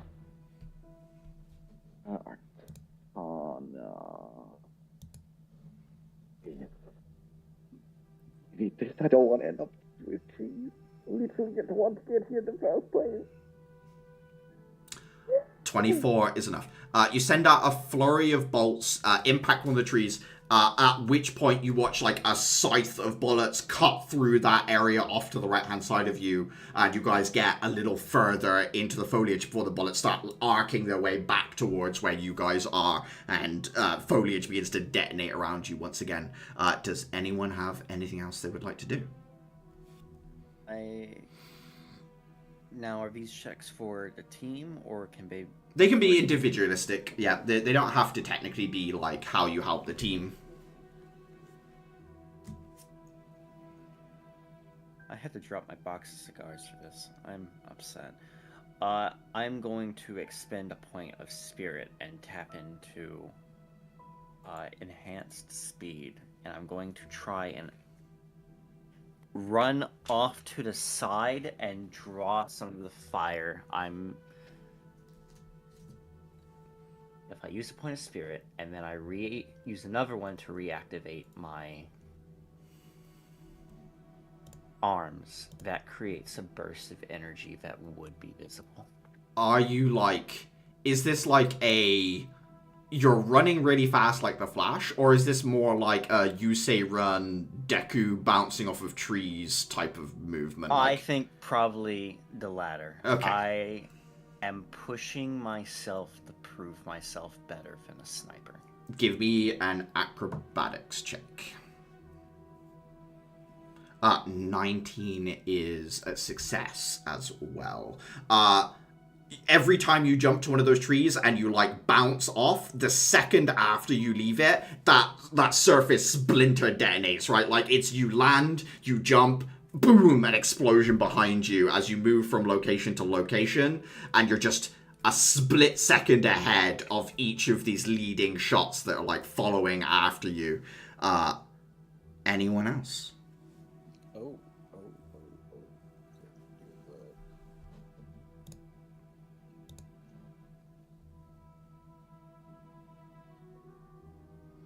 I think Axel is going to take a slightly different tact and is going to take a shot on purpose in order to, like, block some of the incoming fire. So, there we go. Owie. Second, Sam. Yes. I can somewhat roughly evaluate if Axel is doing, like, better than I am or not, right? As of that last shot, he's barely doing worse than you.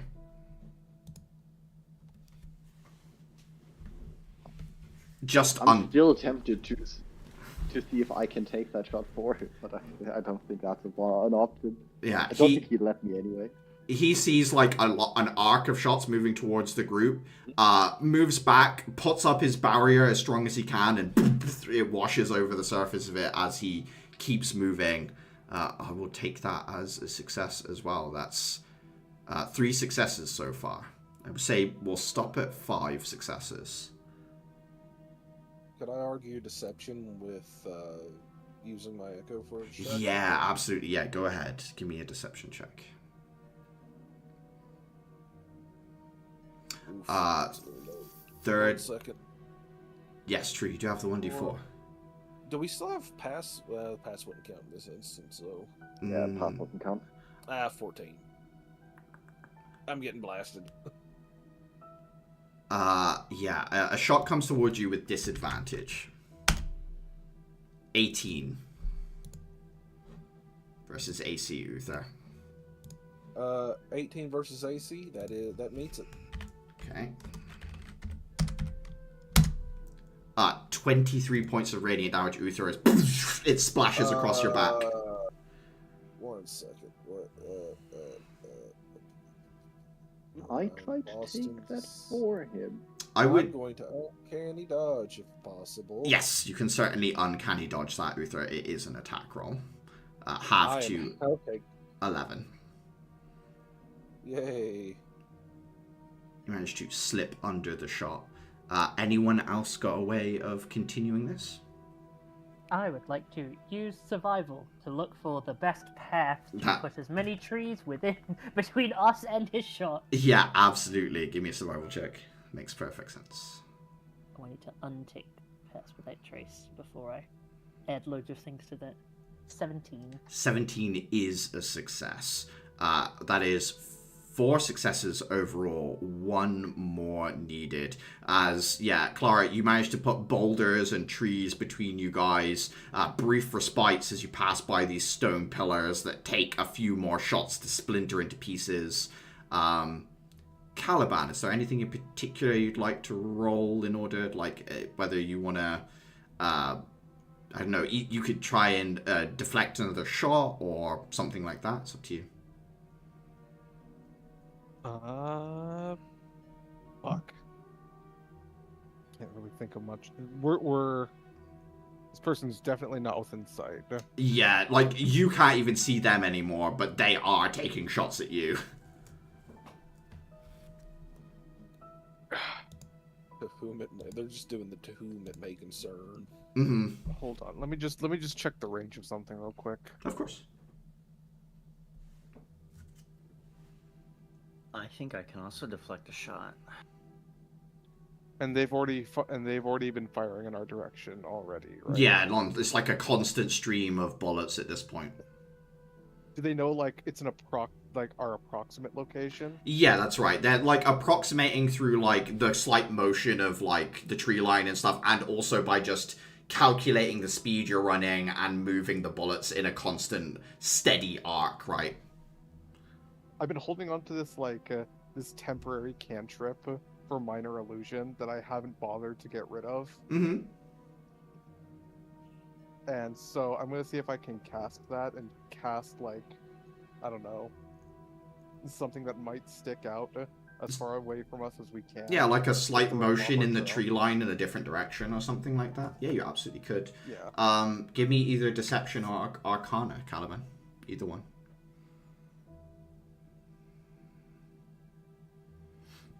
21. Hand goes out, this cantrip ripples through, a slight motion in the tops of the trees as the bullets arc out in the other direction. There's only one more check I need you guys all to make, and that is Pass Without Trace. I know normally it only affects the people that are around you when you cast, but I will allow the full group to get Pass Without Trace at this point, as you guys attempt to finally lose trail here. That is a 26 for Axel.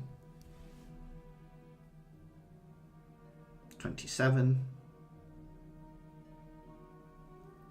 Big. 21. 33. Oh shit, salvaging. 24. 24. Luckily, I don't count Hold on. natural ones as auto fails technically on skill checks.